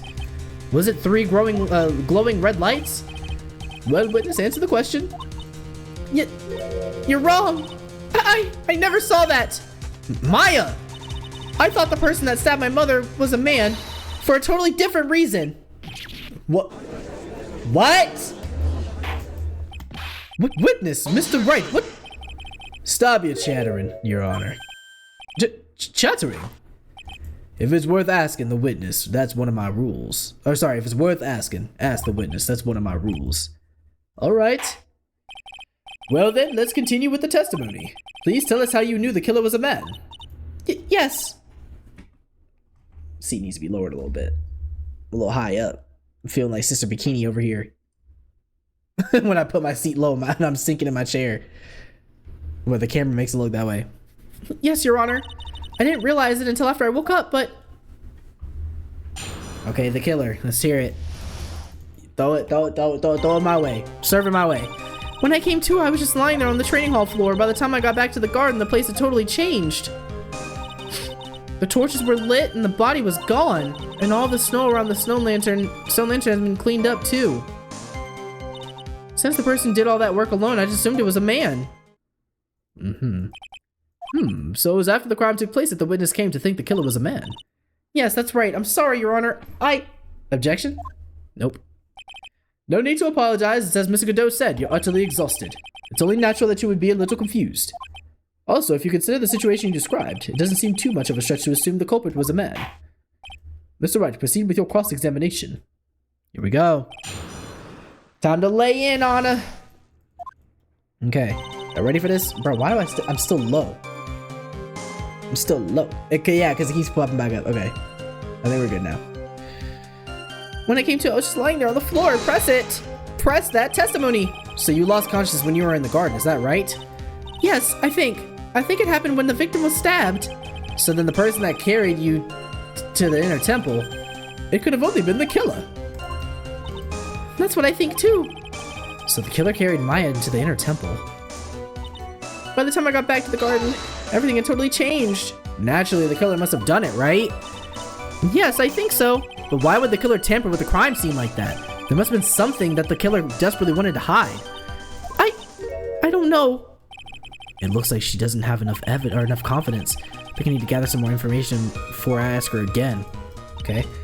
The torches were lit and the body was gone. The torches were lit? Yes, that's how I noticed that the whole scene had changed. I'm gonna say it was the killer who lit the torches. I mean, who else could have done it? The killer probably lit them since it'd be impossible to do any cover-up work in the dark. However, if that's true, there's one thing that still bothers me. Why did the killer go to the effort of moving the body?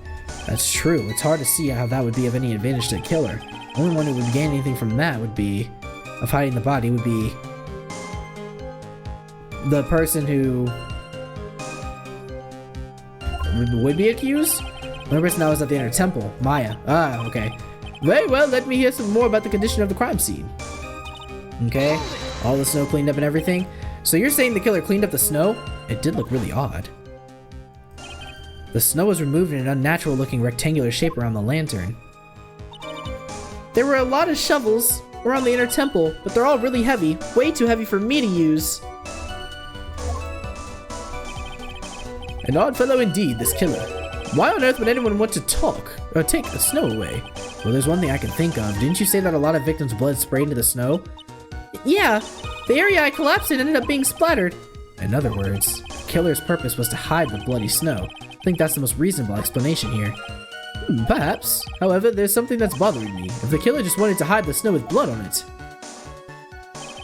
there was no need to remove that amount. Wait, what? That's true. He could have scooped up just the snow that was stained with blood. True? Interesting. It looks like there are some mysteries behind this issue. But I think this will help explain them. Since the person who did all the work alone, I just assumed it was a man. So you're saying that you never saw the killer, right? Yes. But earlier you very clearly stated that you saw a man behind your attacker. Nick, I'm sorry. The killer certainly went through a lot of trouble, moving the body by a pendulum, manipulating the crime scene. For what purpose? Why do all that? Maybe Maya knows more than she's letting on. Came to, I was just lying there on the hall floor. Okay, interesting. Got back to the garden, the place had totally changed. Okay, let's go through all the evidence again. Hazakura Temple map, hanging scroll, photo of Elise. Okay, the hood, regional weather report for the night of the crime. Let's read this again. Snow stopped around 30 minutes between the fire starting and going out. Okay, the Skizashito suspect, it's not the murder weapon. Why all this snow? Why all this snow? Taken that night from Main Gate to Dusky Bridge. From Main Gate to Dusky Bridge. Crime photo of the courtyard where Elise Dunham was murdered. Moided. Okay.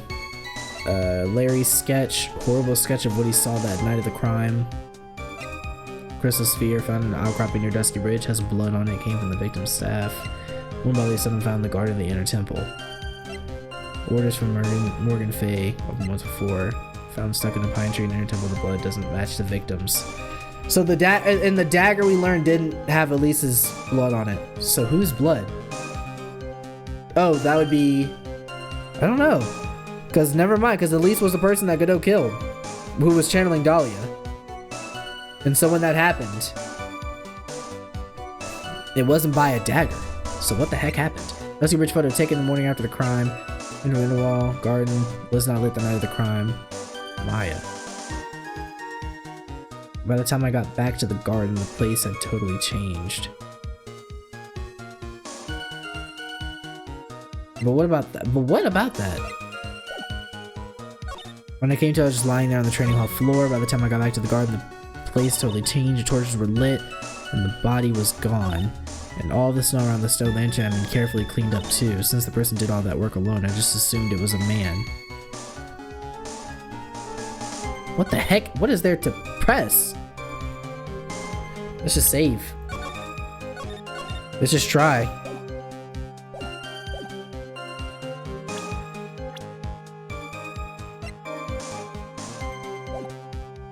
And all the snow around the stone lantern had been carefully cleaned up too. Maybe something to do with the stone lantern, maybe? Sword hidden inside the actual weapon used to murder the victim.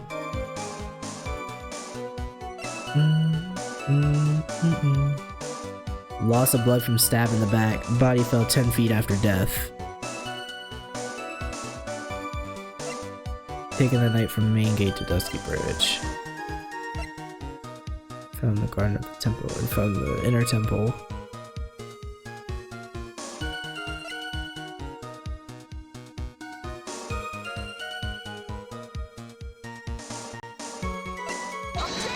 It's not that. I'm gonna try the knife on that one, then we'll have to double back on some of these lines of testimony. Unless I've been carefully cleaned up too. And also, I think it's safe to go ahead and save here too. Okay. I'm only gonna try this with a knife and that, and then we'll move on. Okay. Let's try again. Since the person did all that work alone, I just assumed it was a man. So you never saw the killer, right? And then you said you saw the man, and then the killer went through a lot of trouble moving the body, putting I don't see what purpose why I do all that. Maybe Maya knows more than she's letting on. Okay, it's not that statement. We'll just press everything again. Yeah, no. So you lost consciousness. Could have eliminated the killer. That's what I think too. So the killer carried Maya to the inner temple. Okay. Naturally, the killer must have done it, right? Yes, I think so. But why would the killer tamper with a crime scene like that? There must have been something that the killer desperately wanted to hide. Okay, when I saw the crime scene, I felt something. You did? I knew that was only one that did temple that night. Since we can't come back and look at the garden. That you had done it. So I would have thought so. And you're saying that's why the killer cleaned up the crime scene to make it like nothing had happened? Yes, I'm sure of it. Well, it's certainly important piece of that. How did I not press that? Did I miss that? For my sake, the killer cleaned up the evidence of what happened. I must have very much missed that. That's crazy, actually. They did it for your sake? Well, if the body and the blood hadn't been removed, I would have immediately been the prime suspect, right? Yes, I suppose that's true. Yeah, and if that happened, the body would have caused some other problems too. If her real identity had come out right then, it would have been terrible. Phoenix told you, bro. If her real identity come out right then, it would have been terrible.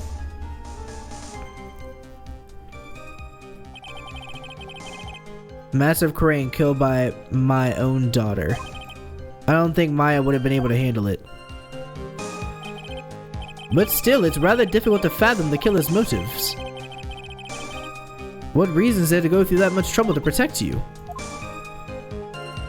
The torches were lit.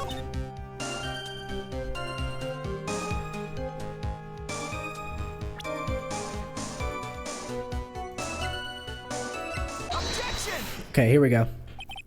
The body of Elise Dunham. So I didn't have the right statement. That's it. Those are the ones that always get me. The body of Elise Dunham was carried all the way to Hazakura Temple's courtyard. Then at the garden, the real scene of the crime. The snow that we suspect was covered in blood was scooped up and removed. It's reasonable to believe all of this was done in an attempt to hide the true crime scene. However, there's still one matter that seems somewhat odd. Oh? And what would that be? You must have figured it out by now, Mr. Godot.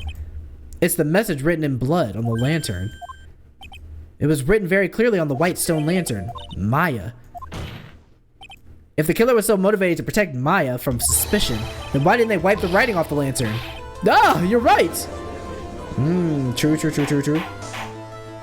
Order! But Mr. Wright, isn't it the fact that the killer was trying to cover up the crime scene?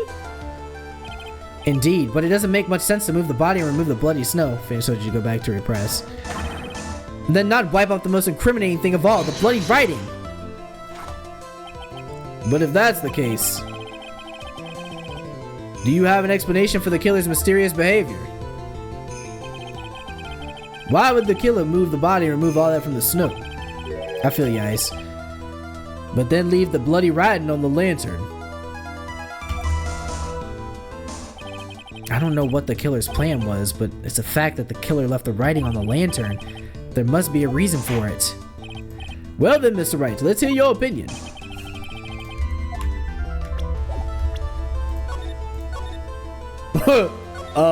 Yeah. Yeah, they thought they were gonna hit me with that. The killer wrote it. Godot wouldn't have any motive to pin the crime on Maya, to my knowledge. He would gain nothing from that, from what I understand. And he lit the torches, so he definitely would have seen it. Maybe the killer wrote it? There's only one reason. It's easier to spot than Sister Bikini in a bikini. Yo, that's crazy. Do not wish that evil on me. It's because the killer is the one who wrote it! Huh? Too bad, Mr. Wright. Don't you remember the testimony of the rather pathetic, vile woman? I think I was stabbed. Anyway, I suddenly lost consciousness. Before I did, I scrawled her name on the lantern.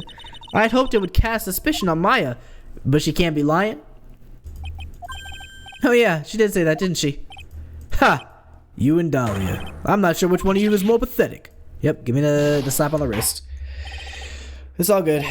This court sees no reason to prolong the trial. No, just wait till I hit that low button. Wait till I hit that low button, big dog. The accused surrender to the court immediately. Sure. Yeah. Bring me back. Bring me back. I'm so glad I saved. Was that the right save? It was. So the killer didn't notice it? But how is that possible? Back up for a second. Because this right here was written on the front of it. Was not lit the night of the crime, sure, but he went back and lit up the lantern, so he would have seen it. So to pin the crime on Maya? There's only one reason. I feel like this is not... I feel like this is not good. There's only one reason. One is obvious as Gene Armstrong and a thong on the Riviera. The killer was trying to pin the crime on Maya. So it's... So he didn't notice it? Is because of his red eyes? Because of his red goggles? Prosecutor Godot, earlier in this trial you gave some good advice. Once you eliminate the impossible, whatever remains must be the truth.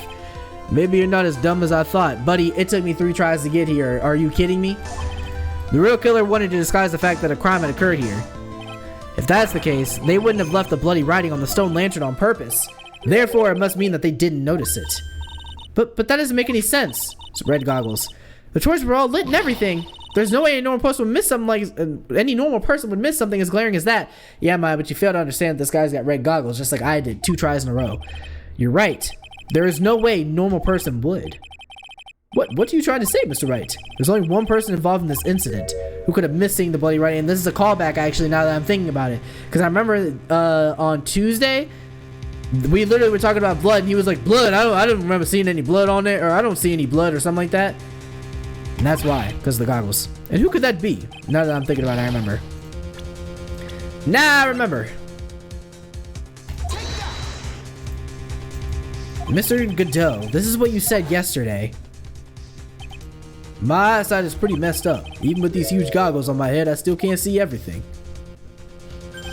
You can't see everything. Is that correct, Mr. Godot? This lantern was submitted as evidence today. I would like the court to think back to the moment it was first presented. This lantern, there's something written on it. What? It's written in blood. Nonsense. This lantern, it's as clean as a whistle.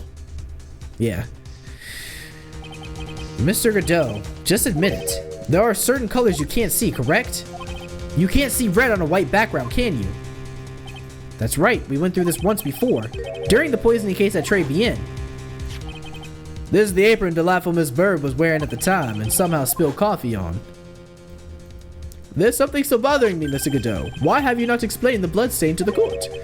Blood stain? What blood stain would that be? Don't play games, prosecutor. The blood-colored stain that's smeared all over the apron. That's ridiculous. No one told me anything about a blood stain. Nobody told you. You could see the coffee on the white apron, but you couldn't see the ketchup because it was red. Ha! It's strange. In a black and white photo, those letters would have appeared black to me. I wonder, am I the only one that can't see them? So then, Mr. Godot, are you admitting it? Are you admitting that you can't see the red writing on the lantern? Yep, sip your coffee, because you're done. Hey, Gramps, didn't you know? That's the reason why I don't drink red tea. Sure. I wasn't sure about it until now, but I just can't believe it. Prosecutor Godot is the murderer. But there's no going back now. I finally figured out the truth. Mr. Godot, the defense at this time formally accuses you. You are the murderer of You are the murderer of Miss Elise Dunham, also known as Mystic Misty Fey. It's odd to believe this may be true, however. Once again, Mr. Wright has brought up a disquieting fact about you. Ha! Let's hear it, come on. Just make sure you don't fill out the indictment in red ink, Gramps. Come on. How does a little graffiti make me into the killer? Besides, it's not like it's my name that's written there. I'm certain that the killer wasn't able to see the color red. This is rich. Go on, try it. The answer is right there at the crime scene. In the snow. The snow? How so? Well, for example, why did the killer move all that snow? Your Honor, you said it yourself. If he wanted to hide the bloody snow, why didn't he take out that area? He did it because he wasn't sure where the blood was. Yes, why didn't he just take that area? Could it be? Yes, the killer couldn't see the red blood that had seeped into the snow, and so he had to remove all of the snow. He couldn't be sure of where the blood had landed, so he removed the whole area. Isn't it more likely that the killer couldn't see the blood because it was dark? Does this mean Godot doesn't know Phoenix is wearing a red tie? I literally had that thought when we were just about to talk about it. I was kind of like, so like, is it all red? But Phoenix made a good point. Wait, but Phoenix does have a white shirt on. But he was like, you can't see red against a white background. I don't know if that means red at all. But yeah, it is still a white background. So yeah, I guess he can't. He just thinks he's showing up in his Sunday's not best. Not a chance. The torches were all lit. He would have been able to see just fine. It seems that once again this trial has taken an unexpected turn, to say the very least. Can you explain this, Mr. Godot? Yeah, Godot, explain your way out of this one, big dog. Wait just a minute! Maya! What is it, witness? Mr. Godot isn't the killer. After all, he didn't even come to the inner temple until 2 days after the murder took place. He didn't show up until after the old bridge got fixed up. Maya, you can't testify to something like that. Why? What do you mean, because you weren't there? After the murder happened, you didn't even exist. After the murder happened, you didn't even exist? Oh, like meaning that she wasn't herself? She didn't? I'm afraid I don't follow. Are you senile, old man? We established this just a little while ago. After the murder, this witness was unconscious for a long time. Because she was channeling Dahlia Hawthorne. Oh, that's right. Please, Your Honor, let me add to my testimony. Nick, please listen to me. Maya, do you plan to cover for Godot no matter what the cost? If that's the case, then I've got no choice. Your Honor, let's hear her testimony. If it means we're going to hear the whole truth, I say we should not silence her. Ha! Nicely done, Trot.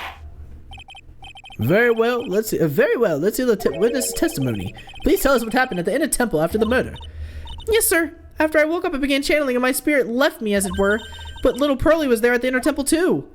Okay, we do know this. She did slather the Misty Fey poster in gravy. Pearlie was also stuck on the inner temple side that night. The next morning, she looked around but couldn't find anyone. Next day, when the bridge was finally fixed, she was in the spare prep room. She's in the spare prep room. That's when Mr. Godot arrived at the inner temple for the first time. He found Pearly first and cheered her right up. Okay. Who is this Pearly? And that's my little cousin, Pearl Fey. So when did you hear about this? Oh, just a little while ago, when I was in the medical office. I'm terribly sorry, but what you heard from someone else is simply not admissible as testimony. What? Come on! Pearly would never tell a lie. She's a way more honest person than I'll ever be. Real smart, Maya. You always know the best things to say when you're under oath. Ha! The prosecution has no objection. We believe the witness. Mr. Godot, let's just move on to the cross-examination. If the defense has no objections, of course. This is highly unusual, but, well, Mr. Wright, let's get this cross-examination started.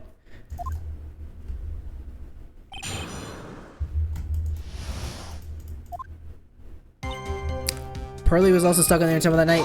Press! So where do you think Pearl slept that night? In the spare prep room next to the training hall, I guess. There's a rule that you can't enter the training hall during an acolyte's training. But even so, why did she go to the inner temple in the first place? It seems that Pearls became very worried about Maya. She knew that the spiritual training I was going to undergo was very intense. Pearls was supposed to channel Dahlia Hawthorne, but she couldn't do it. That's why she headed to the inner temple. However, Dahlia Hawthorne was already there, possessing the body of Elise Dunham. Right. And Maya was, at this point, locked away? The next morning, she looked around but couldn't find anyone. Okay, she searched the entire inner temple side, end to end? Well, you see, Pearly gets pretty scared when she's alone, and there weren't many places to look. She says that she even went back and forth several times. The inner temple side has two structures, the training hall and a spare prep room. And there's also a storage shack, I think. Or there's also a storage shack, I think. That's about it. There's a storage shack too. Pearls was looking for other people, right? Would she have really examined the storage shack all that carefully? Well, if it was me, that would be the first place I would investigate. So that means it's possible that someone may have been hiding in the storage shack. The next day when the bridge was finally fixed, she was in the spare prep room. Pearls didn't hear the sound of them working on the bridge? What do you mean? I was just wondering why she would stay in the prep room. If it was me, I'd at least go out and wait at the foot of the bridge.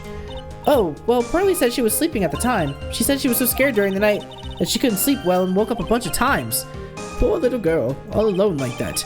Well, we know that she had at least one friend in the sacred cavern, Dahlia Hawthorne, who was busy battling with the trick lock. She couldn't let anyone see her, so she wouldn't have shown herself to Pearls. What happened after the bridge was finally fixed? That's when Mr. Godot arrived at the inner temple for the first time. So it was your first time. It was your first time on the inner temple side, Mr. Godot? That's funny. Am I imagining things, or did the defense ask me a question? Mr. Wright, please save your questions for the witness. Godot wants to be caught. What you heard from someone else is simply not admissible as testimony. Those are your words, Your Honor. Touche, Mr. Wright. Oh well. What do you have to say, Godot? Hot nights and even hotter coffee. That's what I always say. If I hadn't been for this case, I never would have visited there. A freezing cold temple in the mountains. I think I'll pass. So he had never visited Hatsukura Temple or the Inner Temple, huh? Ha! You want to say something, Try it? In any case, I have to find a crack in Godot's armor.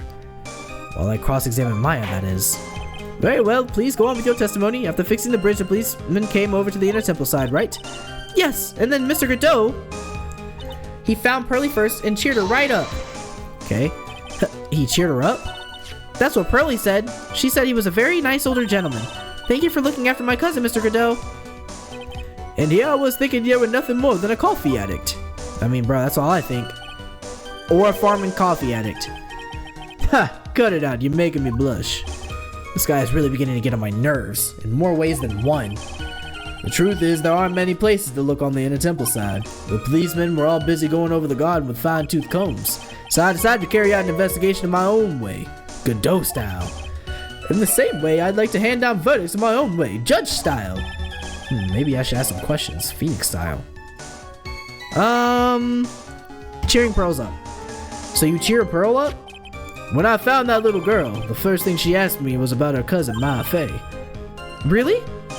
The bridge had burned down and she was huddled up in that tiny shack with no heat. Even though she must have had a truly terrifying night out there, she asked about you before she said a thing about herself. But Pearl, I noticed that you weren't anywhere on the Inner Temple side. but I couldn't find it in me to tell her that, so I gave her my last cup. You gave a 10-year-old caffeine? With milk and sugar to hide the bitterness of the harsh truth. What a sweet story. Yeah, thermos of coffee? Why doesn't that surprise me? There's only one thing of any importance here. Where was Godot when the murder was taking place? He must have already been at the Inner Temple when it happened. Otherwise, he couldn't have killed or at least Dunham. So already at the Inner Temple when the murder happened. Okay. Let's press that last thing for questions. Let's press that last statement for questions. Let's see, Godot's investigation. You said that you conducted an investigation of your own. Did you find anything? It looks like my investigation went about as well as yours, Trot. After all, I did miss the bloody writing on the lantern. Well, I didn't miss it, so speak for yourself, Goggles. The only odd thing I discovered was the beauty of the training hall. Beauty? Misty Fey, naturally. Clad in a stunning Japanese garb surrounded by the hue and aroma of Western tastes. Western taste? Could he find a stranger way to describe gravy? So from there, you headed for the prep room? Wait a sec, what did Godot just say just now? I think he's found his proverbial weak spot. There's only one thing of any importance here. Where was Godot when the murder was taking place? He must have already been at the Inner Temple when it happened. Otherwise, wouldn't have killed at least Dunham. Next morning, she looked around. Next day, when the bridge was finally fixed, she was in the spare prep room. That's when Godot arrived at the Inner Temple for the first time.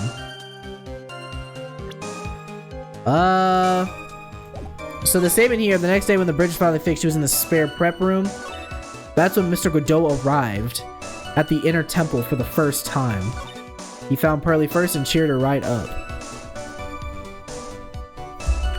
So something about Pearl. Also, I want to scroll up and save on that one. So something about Pearl being... He found Pearly first and cheered her right up. Look at the evidence. Missy Fey's image obscured by gravy. Photo of Elise. Masquerade Temple map. A regional weather report for the night of the crime. Cause loss of... taking that night from main gate. What am I doing? Look through all of these real quick. Courtyard where Elise Dunham was murdered. Worn by Elise Dunham found in the garden. Orders.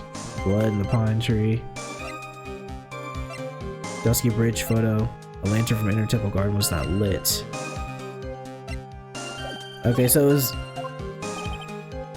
So when the murder was taking place, Godot would have been in the garden. He must have already been at the Inner Temple when it happened. Otherwise, he couldn't have killed Elise Dunham. Wait! I know what he's saying. I know what's happening now. Pearl slathered the poster in gravy before everything even went down. So there's no way he would have been able to actually see. Ooh, okay, I got him. Let's go. Alright, Mr. Godot. The first time you crossed Dusky Bridge and went into the Inner Temple was long before the murder took place. Yeah. Because he's talking about her beauty when the gravy was covering it. But why do you say that? Because he just made one fatal slip-up. The hanging scroll in the training hall. Hanging scroll? But, Mr. Godot is right. That scroll shows a picture of my mother. Maya, I know you know who it is, but there's something you didn't know. By the time the bridge had been repaired 2 days after the murder, the hanging scroll in the training hall looked like this. What's that wonderfully delicious smell? Did they leave the gravy on the poster? The morning, now wants some mashed potatoes and gravy. The morning after the crime, someone covered it with gravy. Gravy? But why gravy, Nick? Because gravy was much more than a condiment to the culprit. Well, Mr. Godot, if you really hadn't seen the hanging scroll until after the murder, you wouldn't have had any way of knowing that it was Misty Fey. Gravy gross, to be honest, you're crazy. I'll take. Wait a minute, Nick. Yes? Take another look at the hanging scroll. Look at the top. There's a crest there. Ah, that is the mark of the master, correct? Exactly, so if you know the meaning of the mark, then you could guess that it was a pic. Nah, y'all doing too much, bro. Y'all doing too much.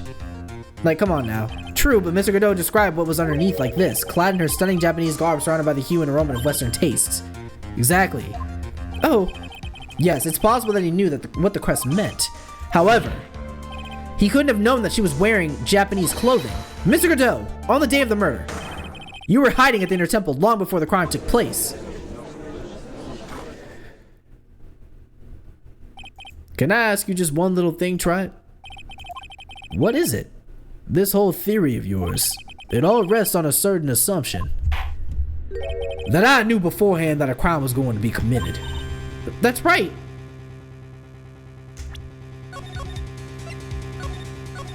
You already know what that buzzing OST sound means. Oh, that's right. Otherwise, there's no reason for him to sneak into the crime scene. Of course, Mr. Godot knew about the plan. Huh? What did you say?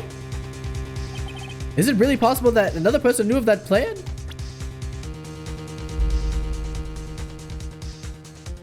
Not Bikini, but Elise.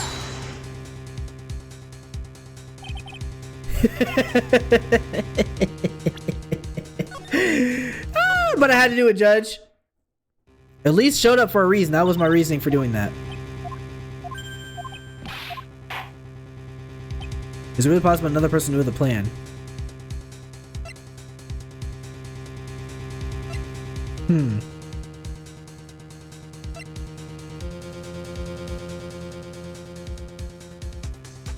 So, Mia is the only person I could think of. Really? Who is it? Tell me! Let's look at the profiles before we try again. No, it couldn't have been Bikini. Or do they want me to why would they want me to... They wouldn't want me to click on his thing again. On his profile again.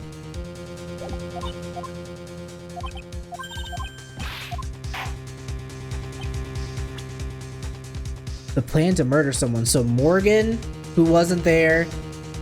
Pearl, who read up on it. I mean... Pearl? Pearl could have said something to him if she met him? No? Woo boy.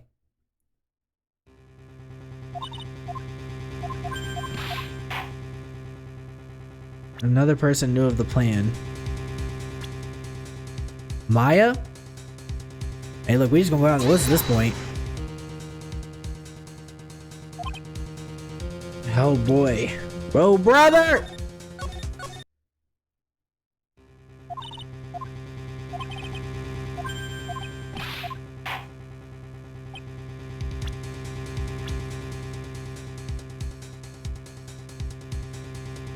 So we've already selected these three. I've already selected Elise. We haven't selected Morgan. Sister Bikini?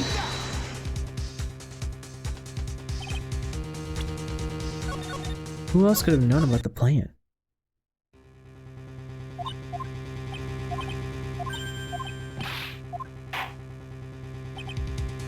That another person knew of the plan. Another person knew of the plan.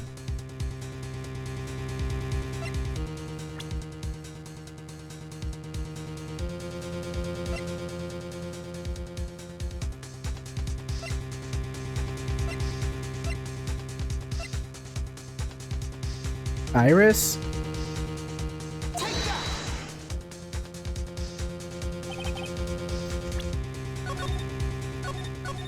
Who am I missing here?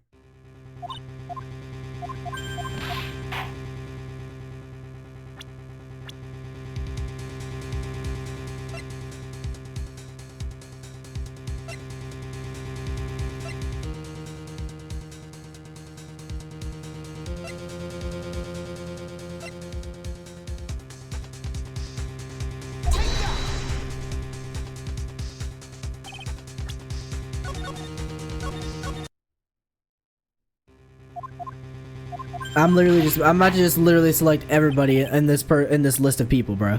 I really am. Godot. I will select everybody.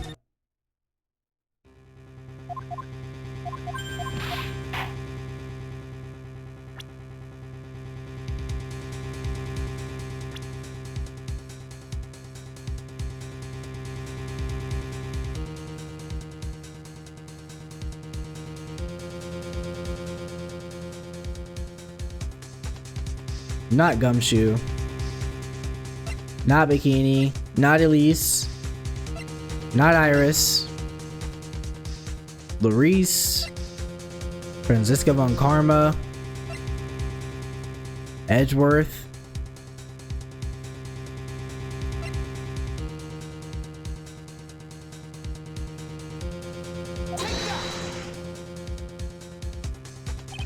Who am I missing?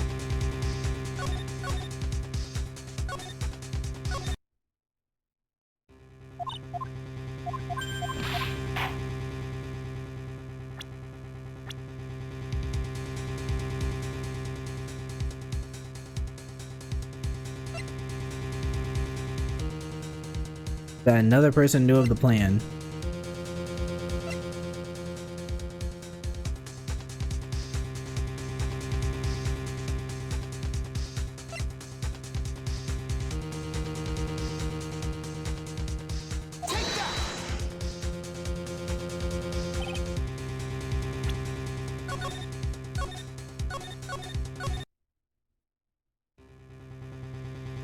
This is kind of hard to watch. I mean, you could turn it off if you don't want to watch it. I mean, I don't know what else to tell you, bro.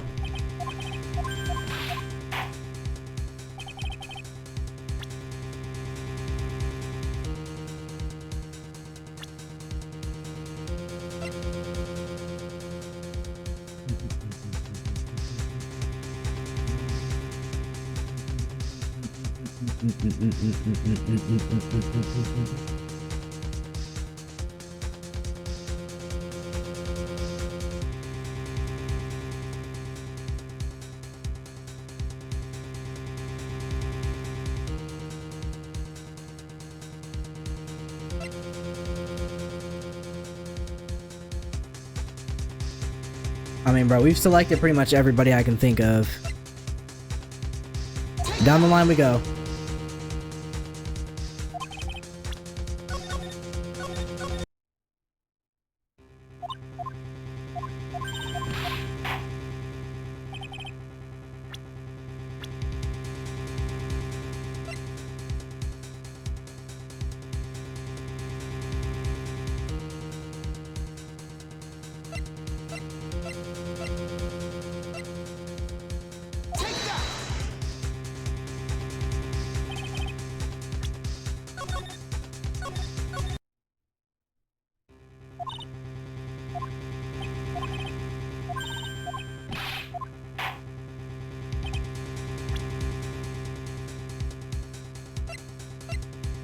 Is it a piece of paper? This crime was actually planned over a year ago. Morgan Fey authored the plan, and these instructions were hidden somewhere in Fey Manor in a year. However, by the time Little Pearls found these instructions, they had already been unsealed. Unsealed? Yes, the killer had read these instructions long before Pearls ever found them. That's how he knew the crime was going to take place at Inner Temple. And you still insist on this crafty killer? That this crafty killer is me? You bet I do. But you just said that the instructions were hidden. That's right. Mr. Godot couldn't have known where the instructions were hidden. If he really wanted to know, he had one great chance to find out. Yes, and when was that? During a visit. A visit? Morgan Fey told her daughter Pearl about where the instructions were hidden. During one of her visits to the detention center. That would be the only time for someone to have learned where they were hidden. Eavesdropping on a visit to the at a detention center. Yes, it could be arranged if you were someone with easy access in and out of there. Like, for example, a prosecutor such as Mr. Godot. So when do we, like, finally put him away? Like, just send him to jail at this point. Order, order, order! Or is he gonna pull, like, 3 more testimonies up out of, like, thin air? And Maya's gonna keep defending him. And we gotta keep going through this process over and over again. You're under fire again! For the 15th time! This murder could not have been carried out without prior knowledge, and you were the only one that could have acquired this information before the murder. Finish your cup. I'll wait. Humans are afraid of the dark, and yet, at the same time, we're fascinated and bewitched by it. Maybe that's why humans drink the darkness that is coffee. Sorry for always asking, but what does that even mean? It means there's a reason for everything. According to your theory, the killer in this case eavesdropped on a conversation during a jail visit where he learned a hidden plan for a crime. After discovering the plans, he hid in the inner temple and waited for the crime to occur. Then he ultimately took a person's life. And he did all of that just to protect this witness? That's right.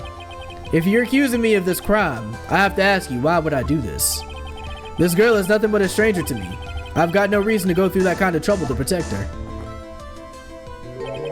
I am what you see. I am certainly not the type to rescue this damsel in distress.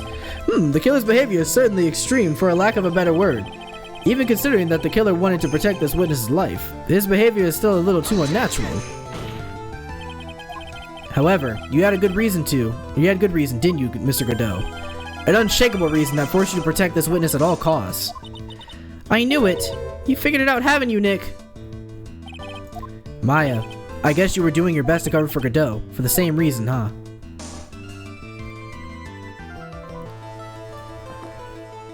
Finish your cup, I'll wait. Okay, Trat, I'm all ears. Let's hear it.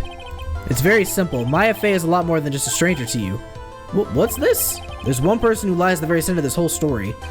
One person that ties you and Mia Fey inexplicably together. There's a very good reason why Mia Fey's life is so precious to you. After all, she is Mia Fey's only sister. Mia Fey? You once worked alongside her. That was when you were a defense attorney. Well, wait a second here. Mr. Godot is a defense attorney. With your honor's piercing intellect, you must have figured it out by now. The real name of this man who calls himself Godot. His real name is Diego Armando, isn't that right? Finish your cup, I'll wait. The last time someone called me by that name was over 6 years ago. Diego Armando, that name rings a bell. It should, Your Honor. All of this is related to a single case. A case in which a convict named Terry Fowles killed himself. Mia Fey's first time in court, the tragic outcome left a deep wound in her heart. She knew that behind it all was a heartless, scheming demoness in disguise, but in the end, Mia couldn't tear off that disguise. However, there was one man who reached out to help her. Diego Armando, a senior defense attorney at the office where Mia worked. It's my fault! It's my fault that Mr. Fowles killed himself! Mia, you can't cry yet. The only time a lawyer can cry is when it's all over.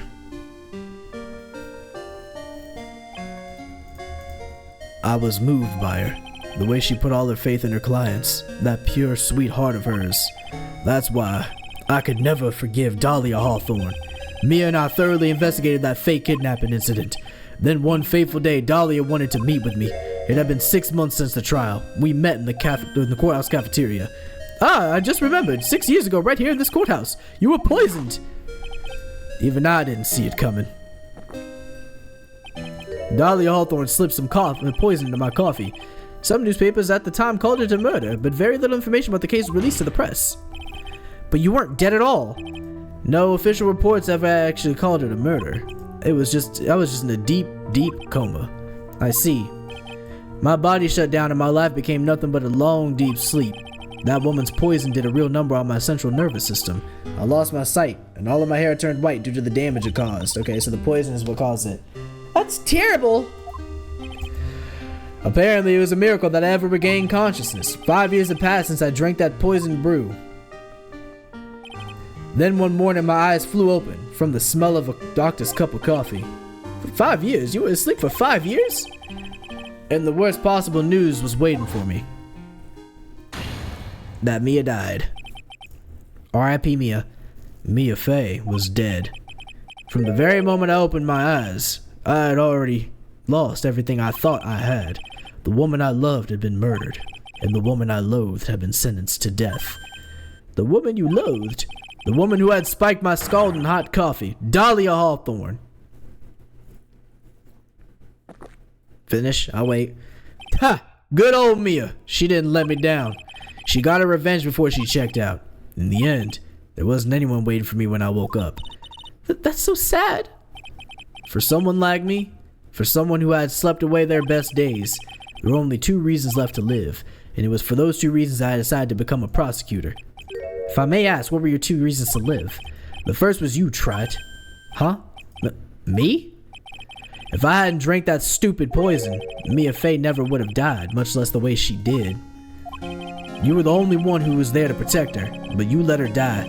It was all your fault. It wasn't even like that. I wanted to see for myself what kind of a man you really were. So that's why you became a prosecutor. My other reason for living, she goes by the name of Mia Fey. Huh? You mean me? You were the only way I could make up for the sin of not saving Mia.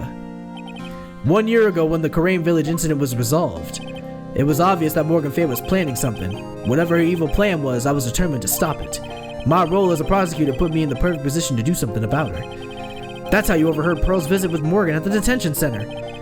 I knew that the time was drawing near. Since I knew the plan, I thought I could foil it. My goal was to outwit the plan. I thought if I could do that, I could keep that girl from being caught up in it. That makes sense. If Pearls had known that the actual purpose of the plan was to kill Maya, she never would have helped out. Finally, the day of the plan was drawing near. I contacted both of my accomplices. Iris of Hazakura Temple and Misty Fey. I especially needed the help of Iris. She was to take the fall in my backup plan in case we couldn't control Pearl Fey. But how did you contact my mother? She had been missing for almost 20 years. Officially, yes. What? What do you mean officially? You've heard about it, haven't you? About the strong ties between the main family and the government? Now that you mention it, Bikini did say something to that effect. She said that the Master Crane had great authority. Even without her official position, Misty Fey still wielded great influence. The police have been keeping an eye on her movements all this time. That's how I was able to contact her. Again, because of my position as a prosecutor. So my mother was cooperating with you. Don't ever forget, no matter how far away from you she was, she never stopped thinking about you. She was always... That's why I knew she would do anything to protect you. If you want to know how strong her resolve to protect you was, look at her staff. Her staff? The one with the sword in it. The day the plan was to be carried out arrived soon enough. We met for the first time at Hazakura Temple. That's when your mother showed me her special staff. I realized it then, just how far she was willing to go. She was ready to use that sword to protect you from Morgan Fey if necessary. Yes, even if it meant paying the ultimate price. Mother. And there you have it, folks. That night, the night of the crime, there was just one way to stop Morgan's evil plan. You mean Pearl, don't you? We had to make sure she didn't channel Dahlia Hawthorne. Well, Pearl, what are you going to do tonight? Well, if you'd like, you can come to my room. Perhaps we can read some books together. We thought we could prevent her from playing her part in Morgan's plan, but she never showed up. She was worried and followed me to the inner temple. That was the thing we were most afraid of, and that's why Misty Fey had to do the channeling herself. She channeled Dahlia Hawthorne into her own body. That track hits pretty hard now, Recollection of the Bitter. Is that what it's called? Yeah, I'm adding that one to the playlist. She channeled Dahlia Hawthorne into her own body. What? What do you mean? If she channeled the spirit first, then Pearls wouldn't be able to do it herself. As Master of Korain, Misty Fey's power was supreme. That's how it went down. She channeled Dahlia Hawthorne so that Pearl Fey wouldn't be able to.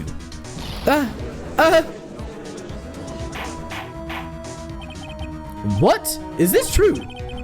My role in the plan was to make sure no one was going to hurt Mia Fey. That's why I hid myself at the inner temple, just in case you need to be saved from Dahlia Hawthorne. Godot. Anyway, that's all I'm gonna admit to, Trat. Huh? There's no doubt about it, you're a great defense attorney, but you're going to have to do the rest yourself. Holy f... The background leading up to this incident has been laid bare. There's just one question remaining, Mr. Wright. Who killed the victim? There are only two possible suspects right now, Mia Fey, and I'm sad to say you, Mr. Godot. I thought they were about to have me run through a whole other testimony, dog. I was about to lose it. Well, Trat, let's just do it, bruh. My brain is fried. Let's go. If you're the real deal, then finish this thing once and for all. Show us beyond a shadow of a doubt that you can finish this on your own. No, Nick, please don't. Maya. I heard the whole thing from my sister in the medical office. That's why I have to protect Mr. Godot. I can't do it. I can't testify against him. After all, he's the man who put his life on the line to protect Mia and me too. Maya, I know that. Nick! But even so, it doesn't absolve him of his crime. Please, Maya, testify. Miss Fey, your testimony, please. This is the final test. It is a testimony. Holy. Don't bother trying to hide anything because I'll know. I want to hear the truth from your own lips. I understand. I'm sure you're right. I'm ready now, Nick. Alright, young lady. Tell us about the moments before you lost consciousness. About what exactly happened at the time of the murder. Ugh. Just before it happened, I think I saw some red lights. 3 of them. I thought I'd ask for help, but just then I was splattered with blood. She wasn't dead though, and she struck back at the enemy behind her. Suddenly, the red lights went out and the whole area was dark. Just at that moment, there was a horrible scream. Right after that, Dahlia collapsed and I lost consciousness. Okay. These red lights. I thought you said you don't remember seeing them. I'm sorry, I thought I saw them. But then they disappeared all of a sudden. Ha, things break, right? Even the best of theories. Who was it that stabbed Misty Fey? It looks like you still can't prove it. Maya's telling the truth this time, I know it. The rest is up to me. Well then, Mr. Wright, proceed with your final cross-examination of the witness. I've never been happier to see the word final in my life. Alright, let's go. Press every statement that we can find. Just before it happened, I think I saw some red lights. All 3 of them. Talk to me about it, please. Lights shining in the dark. I don't think you could make a mistake about that. Yeah, you're right. I think I saw them, but I can't say for certain, and I can't tell you for sure they were from Godot's mask either. I don't get the feeling she's covering for him anymore. Press harder. But just after that, you turned toward the lights and called for help. Isn't it because you thought the lights were coming from Mr. Godot's mask? Yeah, I guess so. Maybe that's what I was thinking at the time, but I can't remember at all. There was a person I couldn't identify in front of me. Maya's life was in terrible danger at the time. There's no way she could remember the details of the scene perfectly. Alright, then let's go on with the testimony. What did you do when you saw the red lights? I thought I asked for help, but just then I was splattered with blood. That blood. Was it Dahlia Hawthorne's blood? I think so, probably. Just the moment, I heard a soft scream that seemed to be close by. It was a woman's voice. So that was when the killer stabbed the victim from behind with the murder weapon. Is that right? Without a doubt, Maya was in the middle of a really dangerous situation. Anyway, the victim was stabbed by the murder weapon. What happened after that? She wasn't dead though, and she struck back at the enemy behind her. Struck back? How do you know that? Well, you're right. I didn't see it exactly, but I could tell by the sounds of their breathing and movement. Oh, okay, so I got you. You're Daredevil now. I got you. And also the smell of blood. Yeah, I've witnessed more horror than any young lady should have ever in one life. So then what did you do at that point? I couldn't move. I could just barely make out their shadows moving in the dark, but I had no idea what to do. Could you still see red lights you mentioned earlier? Yes, I think so, but suddenly the red lights went out and the whole area was dark. They went out? Yes, suddenly I couldn't see them at all. What could it mean? The red lights were coming from Godot's mask and they went out right in the middle of a fight.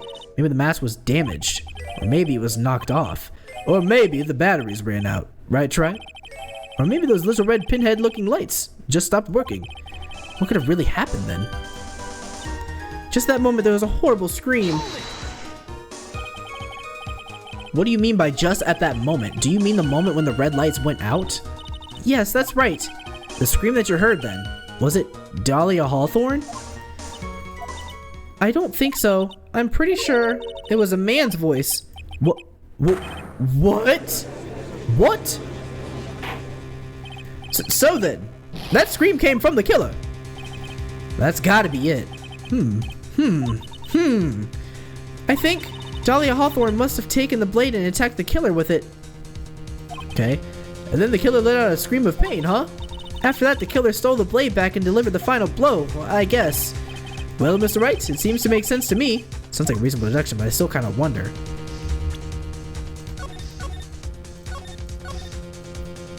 Yeah, let's wonder and pontificate in this way here. Let's just, you know what? Let's let it play out. I think that's exactly how it happened. Of course, after all, my deductions are almost always certainly correct. Alright, let's go on the testimony. The killer and the victim were fighting ferociously. What happened then? Right after that, Dahlia collapsed and I lost consciousness. And what happened? And what about the killer that stabbed Dahlia? I'm sorry, I don't know. But really, it's true, Nick. I believe you. On this point, I'm sure Maya isn't lying. Ha! It appears that the darkness has proven to be your undoing, Tribe. I've got to use this testimony to prove that Godot committed the murder. I really wish I didn't have to do it. For some reason, I get the feeling that some part of Godot actually wants me to. Okay. Suddenly the whole whatever went out. Just in the moment there was a horrible scream. What was this part again? What do you mean by just that moment? Okay, it went out. I don't think so. I'm pretty sure it was a man's voice. So then the scream came from the killer. That's gotta be it. I think. Dolly Hawthorne must have taken the blade and stabbed the killer with it. And then the killer let her scream pain, huh? After that, the killer stole the blade back and delivered the final blow. I guess. Well, Mr. Wright, seems to make sense to me. If there was a contradiction, has a sword hidden inside the actual weapon used to murder the victim. So this was what was used to kill Elise. But what about this? Did we ever find out what this is about? Found stuck in the pine tree. Let's try the dagger. Contradiction. An enormous contradiction about the dagger, because what would the dagger have been used for? Remember the testimony she just gave before the killer let out a scream. Maya said that she had already been splattered by the victim's blood. In other words, the blade and the stab had already been plunged to the victim, and it also wasn't removed. They said they explicitly left it in her so that it wouldn't cause all the blood to gush out of her. Is that right? She couldn't have struck back with a sword that was already stuck in her body. The weapon that caused the killer to let out a scream must have been something other than the staff. If you're so sure about that, then don't keep us waiting any longer, Trat. There's only one thing I can think of that could have been used as the weapon here. If Dolly Hawthorne had already been stabbed in the back by the staff, what could she use to strike back at the killer? And it's too late to apologize. Naturally, the dagger the killer brought to the scene of the crime. Oh, that's right, I forgot about that. This dagger was found at the crime scene, stuck into a pine tree. Yes, the detective found that this morning and brought it to me. Dolly Hawthorne struck back at the killer with this, and she managed to wound him as well. Just because she let out a scream doesn't mean that he was wounded. For all we know, the blood from the dagger could have been from the victim. Have you forgotten that the blood has already been tested? Since we learned it wasn't the victim's blood, it must be the killer's blood. The killer must have a wound somewhere on his body. Oh, Von Karma Part 2, Electric Boogaloo. So you're saying the blood on this dagger belongs to the killer? Exactly. A DNA analysis of the blood would prove it beyond a shadow of a doubt. And yes, Mr. Godot, it would prove that it's your blood. Nice theory, Trat. Order in the court! Is this the end? Have I done it? Even he wouldn't be able to change the results of a scientific test. Ha! Let me ask you something, Trat. Let's just say that it turned out that I was the killer. Do you really think I would be stupid enough to leave evidence like that? Irrelevant. Doesn't matter. If your blood's on the weapon, you're going to jail regardless. Doesn't matter how stupid you think you could be. Just think for a second. This dagger was found this morning by a detective and brought to me. There was already blood on it, correct? But even so, I was the one who brought this dagger here to the courtroom. Yes, what does that prove? Nothing. Well, if I really were the killer, I could have washed the blade off and then coulda, shoulda, woulda. Who cares? Could have washed the blade off and placed another person's blood on it. But it can't be. In any case, there's one thing I can guarantee, right? That blood, it doesn't belong to me. Not a chance. What? Oh boy. In any event, it seems to be established that the killer was wounded. Alright then, witness, continue your testimony. Jesus, please no. Wait a minute! What's the problem? I know I probably shouldn't say this, but there's a big contradiction in Nick's explanation. Why do you guys do this to me? What did Phoenix do in a past life to deserve this, bro? And by extension, me. Maya! This dagger, you said it wounded the killer. That's right. But if Mr. Godot had really been cut with a dagger, his clothes should be bloody or have a rip in them, correct? Ah, you're right. He can't change clothes. How stupid of me. Maya? Maybe he just changed his clothes? That'd solve the contradiction pretty easily. What are you talking about? It's not that simple at all. Remember back to the day of the murder. Everyone that was on the inner temple side got trapped there. Ah, that's right. And once the bridge was fixed and headed for the inner temple... Mr. Godot is already there waiting. Oh, actually, they got me. They clocked me. They clocked me, actually. I'll take L on that one. He never had a chance to change his clothes. Ugh. But if he planned for it, he could have just brought another change of clothes in case things got messy. So, like, at the same time. Well, maybe he brought a change of clothes with him. But no one could have predicted the lightning strike that shut down the bridge. Why would anyone have brought a change of clothes? I mean, if he was in a pickle, I feel like that could be reasonable. Like, if he was... Because, like, he's already going to the spot with, like, a handful of people. I actually probably would have... I would have maybe thought of the fact... I mean, let's be real. Hypothetically speaking, if one were to commit murder, regardless of what you think the circumstances are going to be like, or whether or not you're going to be able to get away with it, it's probably always smart to either have a change of clothes with you or something to help mask your trail. But they are right. It would be hard for you to guess that the bridge would be disconnected and that he would need to have a change of clothes in case he would be trapped somewhere. Did the judge just take smart pills during the last recess? Well then, maybe the killer took off his clothes before he committed the murder. That way he wouldn't get any blood on them. That's impossible, Trat. Do you know how cold it gets up there late at night? After a few minutes with no clothes on, you'd be frozen solid. Alright, well then we gotta prove it again.